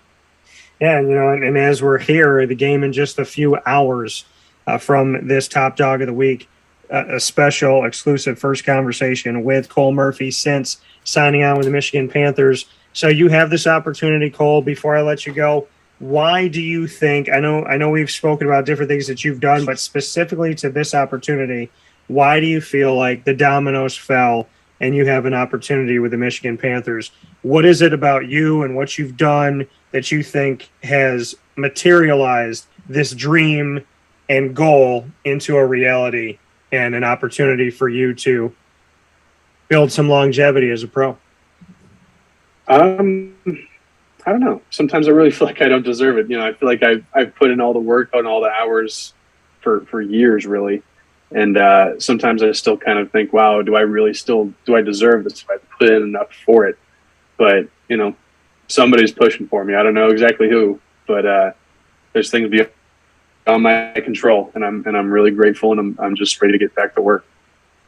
Yeah, and I think it's an awesome. What are you most looking forward to? Like, what is on your mind? I mean, ice water in the veins. We've talked about, being a kicker and all the things that you do and the nuances and the intricate pieces to it that people never see. But what are you most excited about? Like, what gets you jazzed up on game day? Honestly, I don't think anything does. As a kicker, I mean, you've got to be that guy that you don't want to be jacked up. You don't want to be that guy that's getting crazy. When you look at your kicker and he's going to hit a game winner, you don't want to see him with his eyes wide open like he's a maniac. You want to see a guy that almost looks like he's half asleep. He should be in control. He should be poised, and he should know what he's going out there to do. And I mean, I that's kind of become one of my goals when I go out there for a field goal. I don't want to be the wide-eyed guy who looks scared. I want to look like I'm in control because I am in control. I am ecstatic for you. The first one that you get to put through the uprights, have you already seen it in your mind? A million times. I've run through that stuff night after night after night for a long time. And the only thing that changes is just the background. What does the world need to know about Cole Murphy? That I'm coming, that I'm ready, and I've been ready for a long time, and I hope they're ready for me. And I am ecstatic and so much looking forward to this moment. You got to say hi to somebody who is from the upstate Central New York area. I grew up here, went to my alma mater, Christian Brothers Academy. That is the running back on your team. One of the running backs on your team, Mr. Stevie Scott III. So make sure that you let him know that I said, what's up? He went to Indiana. So big ups to him and all that he's doing. And again, showing how small the world of sports is. But I mean, Cole, I am so happy for you. To me, like I said, when I saw the news and then I texted you and I'm like, please tell me this is true. Like, is this right? And you're just like, yep. We're doing it. Like, it's one of the greatest feelings. I'm a Michigan Panther fan because you're wearing a Michigan Panther sweatshirt right now. So go out there, do your thing. And I am so much looking forward to this being the beginning of the next chapter, new era, something great. And I'm going to hold you to it, brother. I hope that you have great longevity. Keep in touch. Have a great time. And you better, when you're kicking all these field goals and doing all these things, game winners and whatnot, I'm just telling you, my studio better get a Cole Murphy jersey because I'm going to be harassing you for that. Absolutely. Absolutely. It's going to look good too. We'll put it in a frame. Awesome, man. Well, listen, I'm very proud of you. Say hello to the family, and God bless with everything. You are the true testament of working hard, believing in yourself, and staying ready so you don't have to get ready. So congratulations. Thank you so much. I really, really appreciate it.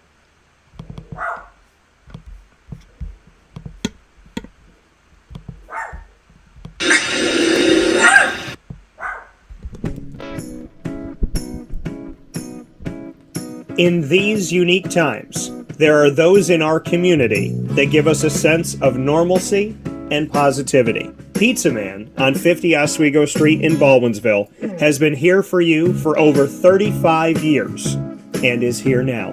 Call 315-638-1234 or order online at pizzamanbville.com to bring those familiar tastes into your home. And remember to come see our monthly on-site broadcasts centered around the community and our Baldwinsville Bees.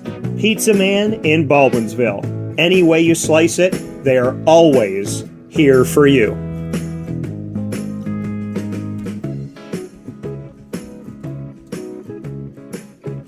This is Jimmer Sikowski, owner-operator of Chick-fil-A Cicero, 7916 Brewerton Rd in Cicero, right in front of the Home Depot. I had a deep feeling that God wanted me to do something bigger with my life and to help people, help others. I kept putting Chick-fil-A in my life, and I realized as I was going through the franchise selection process that positively impacting the lives of others was really core to what we do here at Chick-fil-A. First of all, it starts with the food. The food is brought in fresh daily. We bring in local produce. We prepare to order in the kitchen. We hand bread our chicken. We hand spin our milkshakes. It's great food. It doesn't taste like fast food.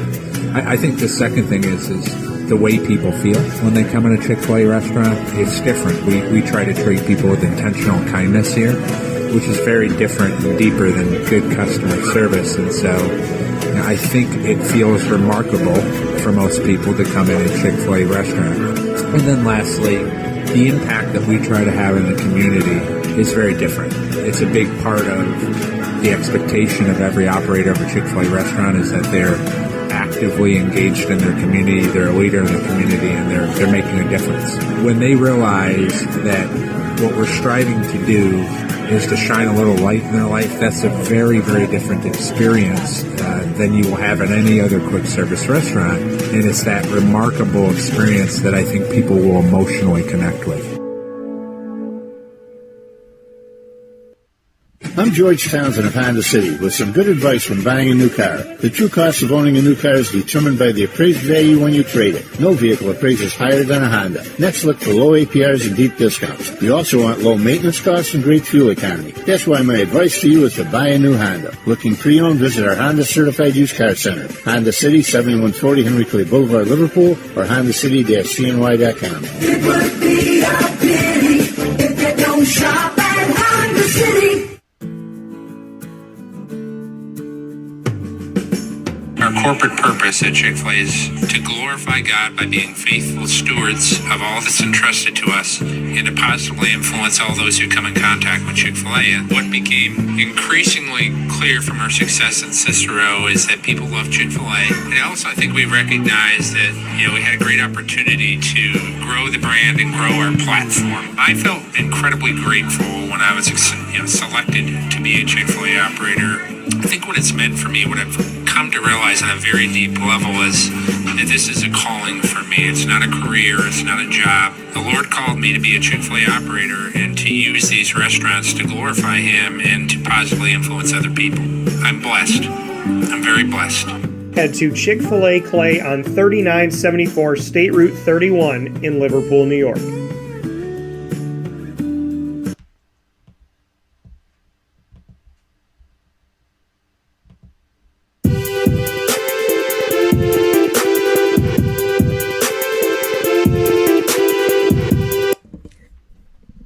Welcome back here to Wake Up Call with Dan Tortora from inside of the Cafe Football studios. In our exclusive multimedia marketing partnership with the Marywood Pacers, we have the opportunity every Friday around 10:30 a.m. Eastern Time to feature a special opportunity with student athletes, coaches, and administration all throughout the year. We're here with Kerrie Brown, the Marywood Pacers women's lacrosse head coach. Kerrie, how you doing? Doing well. How are you? I'm doing very well. And Kerrie, after wrapping up this season here recently, just what your overall takeaways were from this year's campaign? It was a big year of growth. We had a small team, but I've said from the beginning, like, our core was really, really tight. But like, as far as team camaraderie and everything, the girls really found their fight towards the end of the year. And we came up short, but I think like the attitudes for the future are really, really bright. And that's positive. And so you never like to lose as a coach and as an athlete, but they understood kind of the bigger picture and where we were going, looking forward to our 2022-23 campaign. So probably not the most successful year that I've ever had, but really a bright spot as far as building our structure and our foundation moving forward. And when you talk about, building a structure moving forward, building a foundation, building something for you to go through the growing pains of this season to get to where you believe this team can be, just what you could say to that effect, because we live in what a lot of people call a microwave society where, a minute is too long to get something done. So when you know that you have to build and you have to grow and you have to put those pieces together in a season like this season so that down the road this team can have sustained success, how do you navigate through that, and how do you have that conversation with your team saying, hey, I know that it may hurt now, we may struggle now, but we're building to be somewhere in the future? I think it was a lot of soul searching. I think it was a lot of leaning on my leadership, my older, my like upperclassmen. It's been a rough couple of years. And so I think like kids, I really do still call them kids, even though they're 18 to 22. They didn't realize like how hard, life was and just kind of the balance of everything. So we had some like main focuses of like our work ethic and, supporting each other and getting back into like live classrooms and stuff like that, and just back to norm.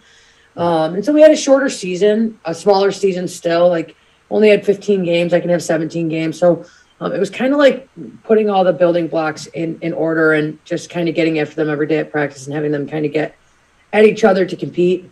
And they did that, and they worked really hard and just kind of like proving like where they want to go and having good conversations about like, okay, we're doing this because of this. Okay, like this isn't fun, but we're in the right place. And really, it was like attitude check. I don't have bad attitudes, but it was like personally, like everybody kind of has to like check it at the door and kind of realize that like, okay, this is what we're doing and this is how it's going to go. And we're going to kind of battle through together. And they really stuck together well. They never turned on each other, which is a huge thing because I think it's really easy, especially for females, to sometimes point the finger. And so I just talked with them about like, hey, we're not going to point the finger unless we're pointing at ourselves. And they did a nice job with it. And so, and likewise, and they know that there's a big class coming in behind them. So they're ready to work this summer. And I'm excited for that fall class to kind of come in and bump our numbers again and go from there. You said that the team had to lean on your leadership this season. How would you describe yourself as a leader, and how did you react to a team needing direction from you and really at times needing hope and saying, Coach, where do we go from here? Yeah, so sometimes I'm really like tough on my kids, and sometimes I'm like their biggest ally, and that's the one thing that they had to realize, that like I'm here as their support. So I'm not always going to say the things they want to hear, but I'm going to say the things that they need to hear and really go from there. But they just kind of like with each other as well, like when I would scream and yell, maybe not say the things they want to hear, they kind of got together and they were like, okay, this is what she means. Or when I was being like too nice, they'd be like, okay, like this is what we're not doing. And so I think it was just like that offset that they did a really nice job with. So, it was a battle, but I'm excited. I'm excited to see their personal growth as a bunch of young ladies like moving on and moving upward. So that's kind of what we talked about a lot as well. So like lacrosse is just a microcosm of what we really want out of Marywood and not out of our college education and kind of moving forward. And so I would try and find a lot of positives. I would still make sure that they understood what standards were set and what my expectations were. But, it was super positive situation that, I didn't get that. Could you try? that I really, really focused on with them for the remainder of the season. So they were good about it. They were really, really good, and they band together pretty well.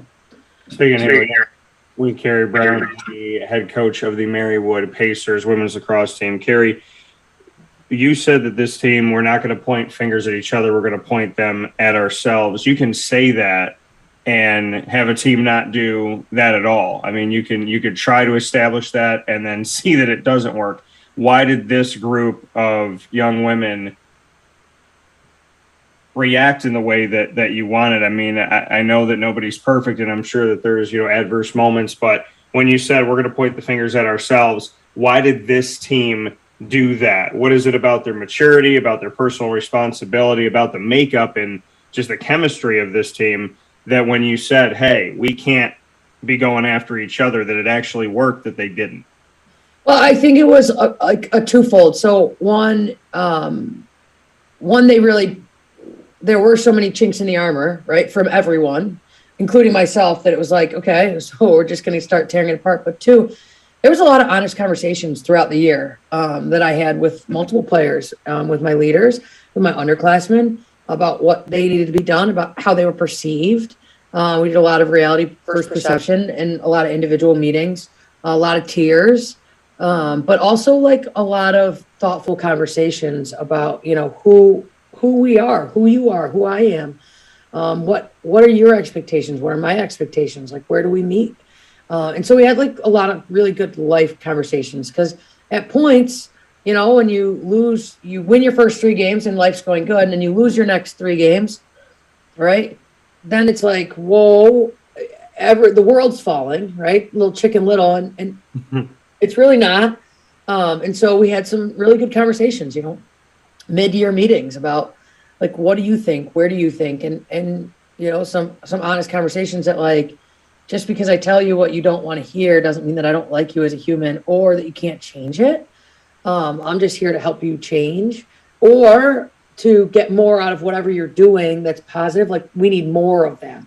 So I think just the call to task. But they were really like honest and open about conversations. And again, it was a personal growth this year. It wasn't, it wasn't so much lacrosse I was focused on. I knew, with only 12 are on the field, like smallest team I've ever coached, like it was going to be a personal growth year about what you can do, to help yourself, and then how that reflects with your team and what's going on. And so stuff like that. So we had a really good year of, personal growth, personal battles, and then it reflected on the lacrosse field. And you spoke about having a small roster, smallest you've ever had, a less than 15 student athletes. Just bring me into the last couple of years and dealing with the pandemic and not being able to play, and then trying to put a team together, just how the very unique circumstances that we live in kind of dictated a very unique set of circumstances as a coach that you had to live in, and how you've navigated through the fact that things out of your control have obviously affected college athletics at every level. And we've seen it here with Marywood University. So just how you've dealt with that, and just what your takeaway has been from the last couple of years when you're trying to live a normal life and create a normal team and a system that you have. And obviously there's things out of your control that have gone against that. Yeah. Like, the one thing that COVID has really kind of shown me is, like, people, if they don't have to do, they don't want to do in certain points. So I've lost a couple student athletes just because being a student athlete at Division III and not being paid is hard, right? It's a hard thing. It's a lot of dedicated hours and it's a lot of stuff. And so they don't have to do it. They found fun with their friends and they can go do other things, typically like extracurricular things that, really don't have the memories that college athletics have. And they didn't value or realize that.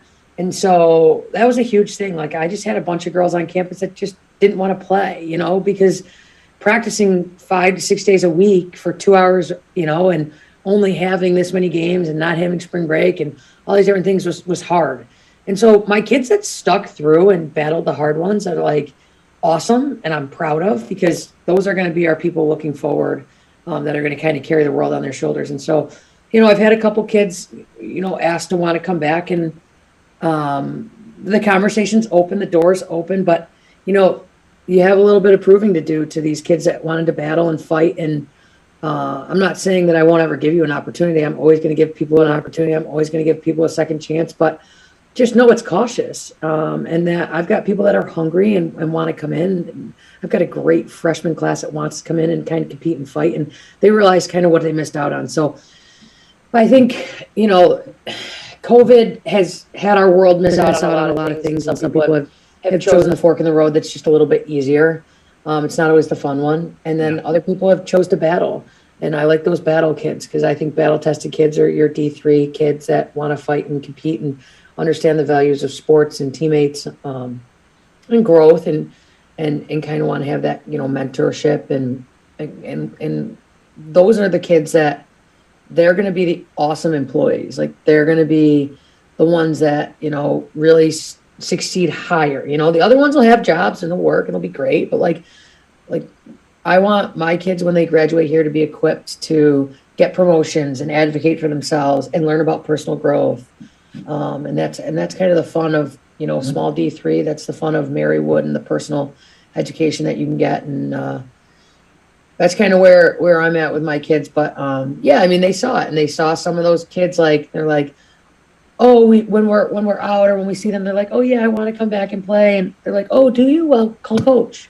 They don't call coach, because they don't have it in them. They don't have the it factor. And so it's like, I'm all set. I don't need it. I got exactly what I need in front of me, and they battled hard, and I'm proud of them. And I'm really excited to where they're going to take this program in the future.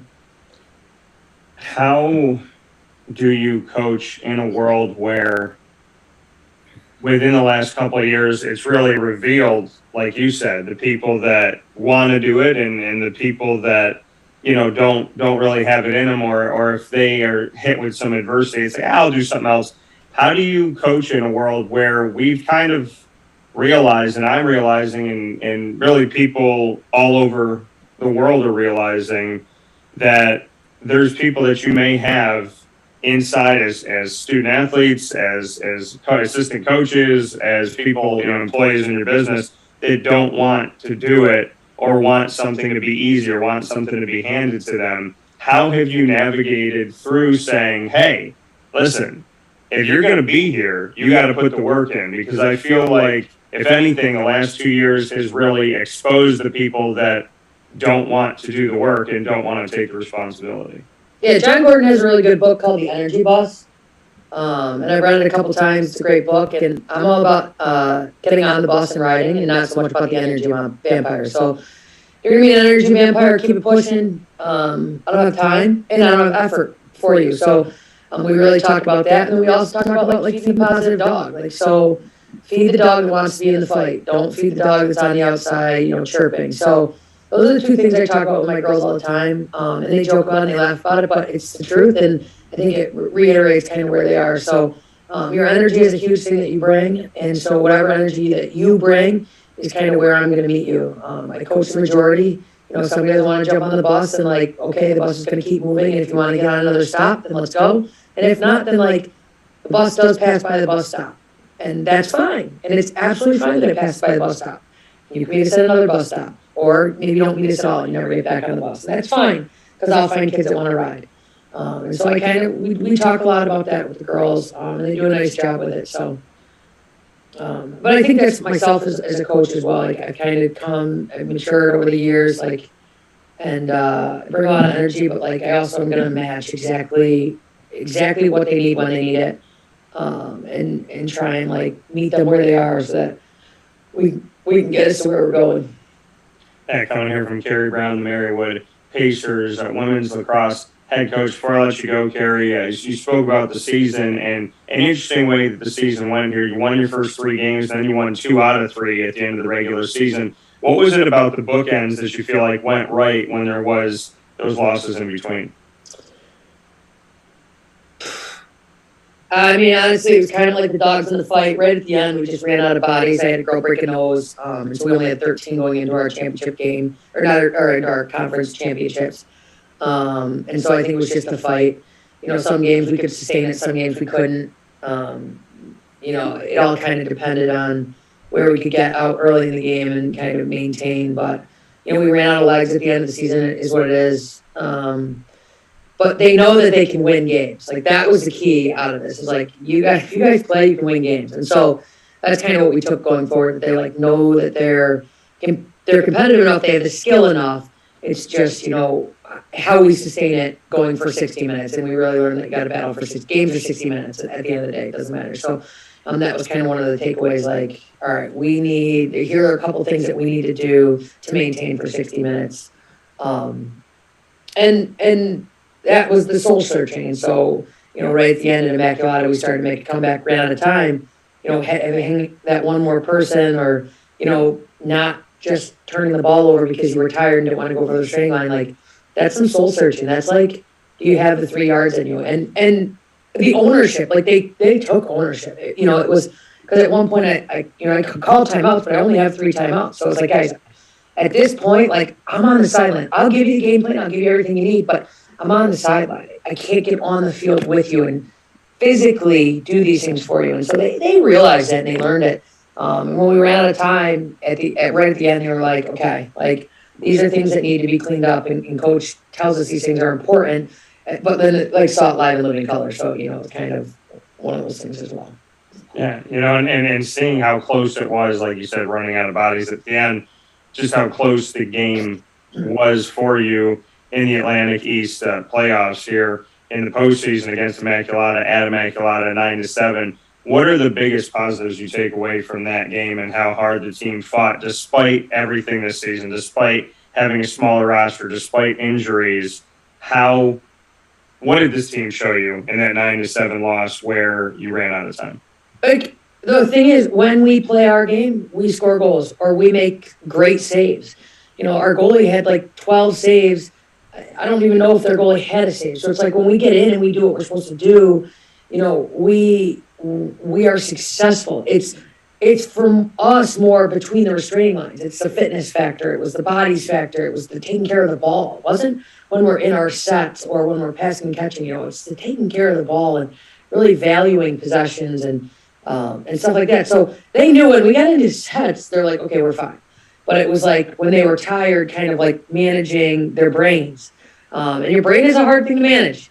It's a tricky place up there between the ears. And so, but when we got into things and when they were determined to do things, they were really successful. And that's kind of the takeaway from the season. Like, we can be successful. We just need to remember, kind of between the ears is our hardest battle. And going into next year and looking into the fall, we're going to do a lot of between the ears stuff and pushing early. And even like the upperclassmen now are talking to the freshmen coming in and just being like, listen, like this is what we do. This is how we do things. And so kind of that cultural set came into play, so it was good. Like about being, more physically fit, getting into the gym, lifting more, stuff like that, so that we're all ready and we can, push at practice every day and kind of push a little bit more with numbers. That will help as well. You got the new blood coming in. What can you say about how many you have coming in the recruiting class and where they're coming from? I've got 10 coming in. If you put a pin and go about a 3-hour radius, that's where they're coming from. So I've got like 1 from Philly, 1 from Jersey, 2 from Long Island, 2 from the Binghamton area, 1 from Syracuse, 1 from the Watertown area. So just a hungry bunch of athletic girls that are really fun. I've gotten to watch a bunch of them over the last couple weeks play with their high school teams as well. And just I just think they're excited to come to Marywood. I think they're excited to be together. I was able, because of the end of COVID, like bring these kids on campus so they were able to meet each other. They're going to get to come to orientation, so they'll get to not only meet each other again, but some of our upperclassmen are working orientation. It's like a twofold, but they're just excited. I think everybody's kind of excited, to have everybody going in the right direction. So it'll be good. And that coming here from Kerrie Brown. Kerrie, a final note here about that recruiting class coming in. What are you so excited about? Because I know, obviously, New York, you have ties there. You have a lot of love. You came up for a Syracuse women's lacrosse game here, got the team together, did a little team bonding thing. So what can you say about what you love about the recruiting trail and about, like you said, taking a couple kids from Binghamton in the Syracuse area, just what that's done for you, because you've had such a love and such a connection to the community that now you get to coach those pillars, those pieces, those things that meant something to you before. Now you get to bring that into your program and kind of show why you feel so connected? Yeah, I mean, it's just kind of lacrosse I like to play. I like really athletic kids. I think, when you're born and raised around the stick, I think it makes it a little bit easier. And so it's not like a new sport or anything along those lines. It's more, you kind of been around it your whole life. You've got, Syracuse right there, Lemoyne right there, all the high schools, Section 3, has a really good push.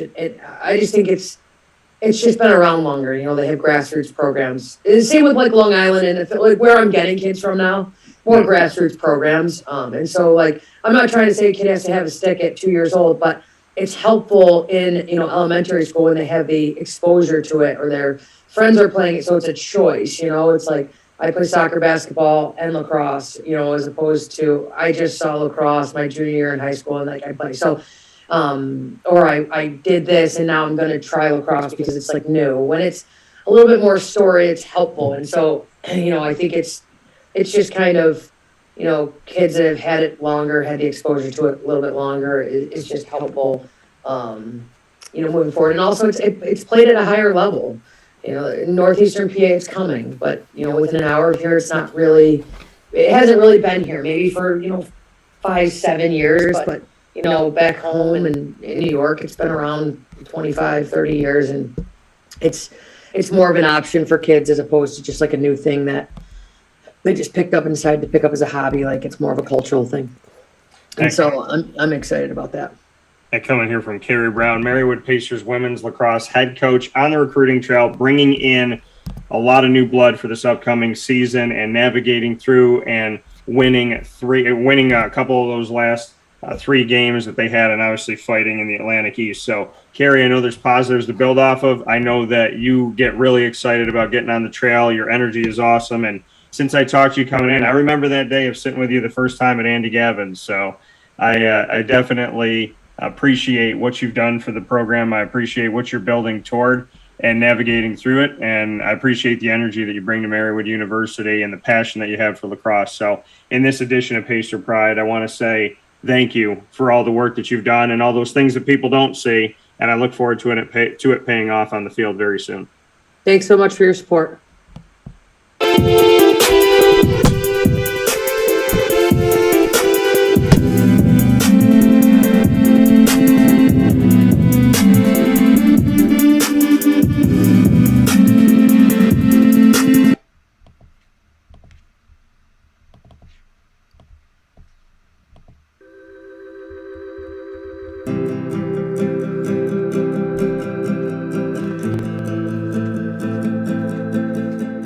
Cafe Cabal offers same-day local delivery of our products, offering no delivery charge for Onondaga County.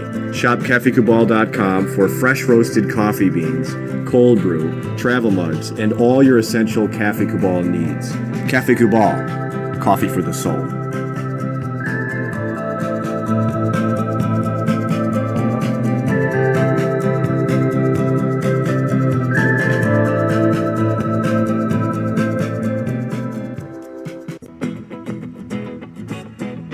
This is Amy from Mother's Cupboard, home of the whole frittata. We are open daily 6 a.m. to 1:30 p.m. For takeout orders, call 315-432-0942 and tune in to Wake Up Call with Dan Tortora for our monthly food challenge and try our Wake Up Call signature menu item available 7 days a week. Here at Mother's Cupboard, we are Central New York, and it's our honor to serve you.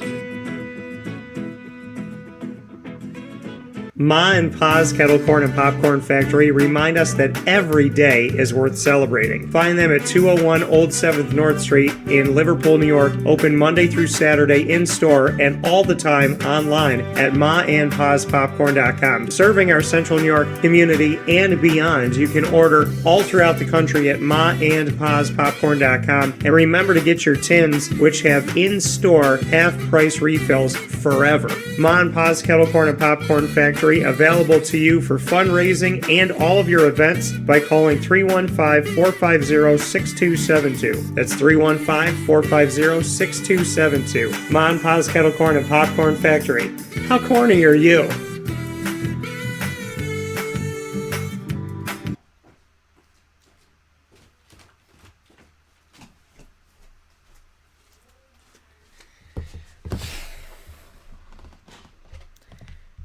Welcome back here to Wake Up Call with Dan Tortora inside of the Cafe Football studios, hanging out where sports meets that thing called life. So proud to be here with you every Monday through Friday from 9 a.m. to 11 a.m. Eastern time, where sports meets that thing called life. These Cafe Football studios letting you know that Cafe Football is here for you in our community on 3501 James Street, 324 West Water Street, 401 South Salina Street, all in Syracuse, inside of the Double Decker Cafe out on the giant behemoth of a brown stripe building.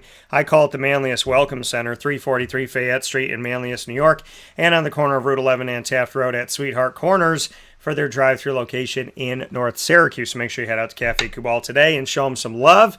Jam-packed show today. I'm so proud we got to bring it to you inside of MonPazPopcorn.com's What's Poppin', bringing you the annoying moment of the week from Carvel DeWitt. Lead, focusing this week on self-awareness and self-confidence, which are two things that are a must in life, in my opinion. Brought to you by Chick-fil-A Cicero and Chick-fil-A Clay. Top dog of the week, Cole Murphy, in his first interview since signing with the USFL's Michigan Panthers as their kicker, coming out of Syracuse and playing for the Arizona Cardinals in the NFL as well. Cole Murphy's game is tonight, and we got to be his first interview since accepting the opportunity and getting the opportunity, and now we get to see him play tonight just a few hours after the interview, which is really cool. And Kerrie Brown, big shout out to her for our newest edition of Pacer Pride, talking with us about building upon this season, finding those positives through adversity, and heading toward the future with a strong incoming recruiting class. So big thanks to Kerrie Brown and all the work that she does for Marywood Pacers, women's lacrosse, and Marywood University in general. Wake Up Call with Dan Tortora here for you. Like I said, every Monday through Friday from 9 a.m. to 11 a.m. Eastern Time. You're watching and listening on YouTube.com, Facebook.com, both /WakeUpCallDT, Facebook.com /LiveNowDT, and on MixLR.com /WakeUpCallDT, as well as on the homepage of WakeUpCallDT.com. Once the shows go live, they hop into the archive. Check them out on our Stitcher, Spotify, MixLR, TuneIn, iHeartRadio, Podbean, iTunes, and Apple Podcasts, YouTube, Amazon Music, and Audible pages for Wake Up Call with Dan Tortora. All you have to do is go on any one of these outlets and search Wake Up Call with Dan Tortora, or one word, Wake Up Call DT. And a big thanks to all of our Central and Upstate New York partners, Cafe Football, Carvel DeWitt, the Wildcat Sports Pub, PB&J's Lunchbox, Canine Kamp, Dog Daycare, Avicoli's, Ma and Pa's Kettle Corn and Popcorn Factory. Order anywhere in the country from maandpazpopcorn.com today, and they'll deliver it to your doorstep. Canine Kampground Dog Boarding, Millhouse Market, Honda City of Liverpool, Pizza Man, Chick-fil-A Cicero, and Chick-fil-A Clay, Victory Sports Medicine and Orthopedics, and Mother's Cupboard. Wake Up Call with Dan Tortora is also the proud multimedia marketing partner of your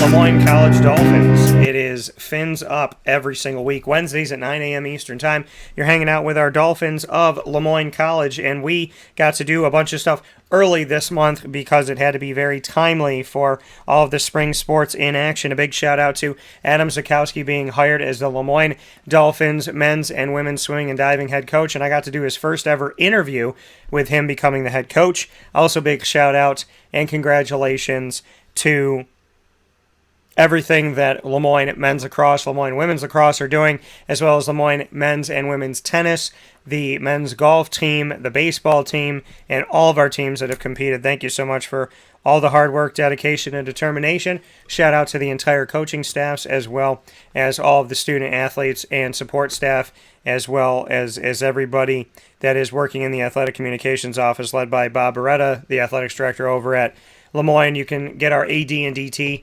specials every first and third Wednesday of each month, and every second and fourth Wednesday we dive into the stories of student athletes, coaches, as well as future alumni, administration, and the alumni themselves. So we appreciate them all, and you can check that out Wednesdays at 9 a.m. Eastern Time, and every second and fourth Wednesday, speaking of Dolphin Dive. Get our entire series with Lemoyne by going to the Lemoyne tab on WakeUpCallDT.com. You can also subscribe to us on YouTube.com /WakeUpCallDT, and for more information, go to LemoyneDolphins.com.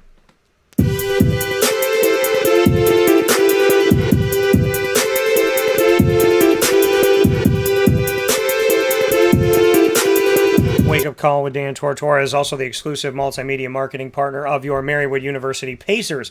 It is Pacer Pride all month long and every single month of the year with Marywood University. You're hanging out with us here on Fridays for Pacer Pride to round out the show in the second hour between 10 a.m. and 11 a.m. Eastern Time. You just heard from Kerrie Brown in this edition of Pacer Pride. You can check out our student athletes, coaches, and administration every single month on Fridays in Pacer Pride. And, of course, you can get the entire library on the Marywood tab on WakeUpCallDT.com, as well as by subscribing to YouTube.com/WakeUpCallDT. As always, go Pacers, and get more information at MarywoodPacers.com.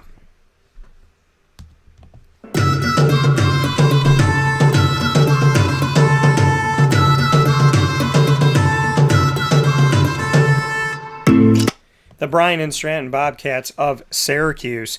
We bring you the Bobcat Buzz in our exclusive multimedia marketing partnership every single month. We got an all-new edition of the Bobcat Buzz coming to you. I'm very, very excited to bring this to you, and it's coming up this coming week to start off the week on Monday, May 16th. We will be sitting down with Sean Peak, who is starting a new program. Sean Peak starting the baseball team at Bryan and Stratton College of Syracuse. So he is yet another coach that I get to speak with from Bryan and Stratton College of Syracuse that has an inaugural program. So we get to sit down with Sean and have a great conversation on recruiting and everything that's going on with the Bobcats. You can check out all of our Bobcat specials by going to the BSC SYR tab on WakeUpCallDT.com. Subscribe to us on YouTube to get all of our Bryan and Stratton coverage on YouTube.com/WakeUpCallDT. And as always, we appreciate your Bobcats, and we welcome Bobcat Nation into Wake Up Call with Dan Tortora every single day of the year. Get more information at syracuse.bscbobcats.com. With that being said, we're going to have a traditional, non-traditional week next week as I take some much-needed rest and relaxation. I have prepared for you an entire week of specials, so we will be starting, as we normally do, every Monday through Friday at 9 a.m. Eastern Time. Those specials will run, but we won't have our traditional 9 to 11 and certain things. So next week, we'll have a non-traditional, traditional week, as you will not see me here as you traditionally do a 9 to 11, but you will get our specials with me and all of my guests starting at 9 a.m. So next week, every special starts at 9 a.m. Eastern Time is where we start the show, and we'll have different specials, sometimes a couple of them per day, and be close to our social media. This is an imperative time to do that. We have a fantastic week of guests that are going to carry you through an amazing week, and you're going to be the first to know if you go to us on Facebook and like the page at WakeUpCallDT. Follow us on Twitter at CallDT and on Instagram at WakeUpCall_DT. For now, a big thanks to all of our fantastic partners and guests. Thanks to Carvel DeWitt for the annoying moment of the week, Chick-fil-A Cicero and Chick-fil-A Clay for lead, as well as Canine Kamp Dog Daycare and Canine Kampground Dog Boarding for the top dog of the week. Shout out to Cole Murphy for being our top dog, and let me do the exclusive first interview since he signed with the USFL's Michigan Panthers. And a big shout out to our Pacer Pride specials inside of our exclusive multimedia marketing partnership with Marywood University, and celebrating women's lacrosse today of the Marywood Pacers and all the time, and so celebrating their head coach, Miss Kerrie Brown. So with that being said, I hope you have a fantastic day. Can't wait to share with you a week full of specials on Wake Up Call with Dan Tortora.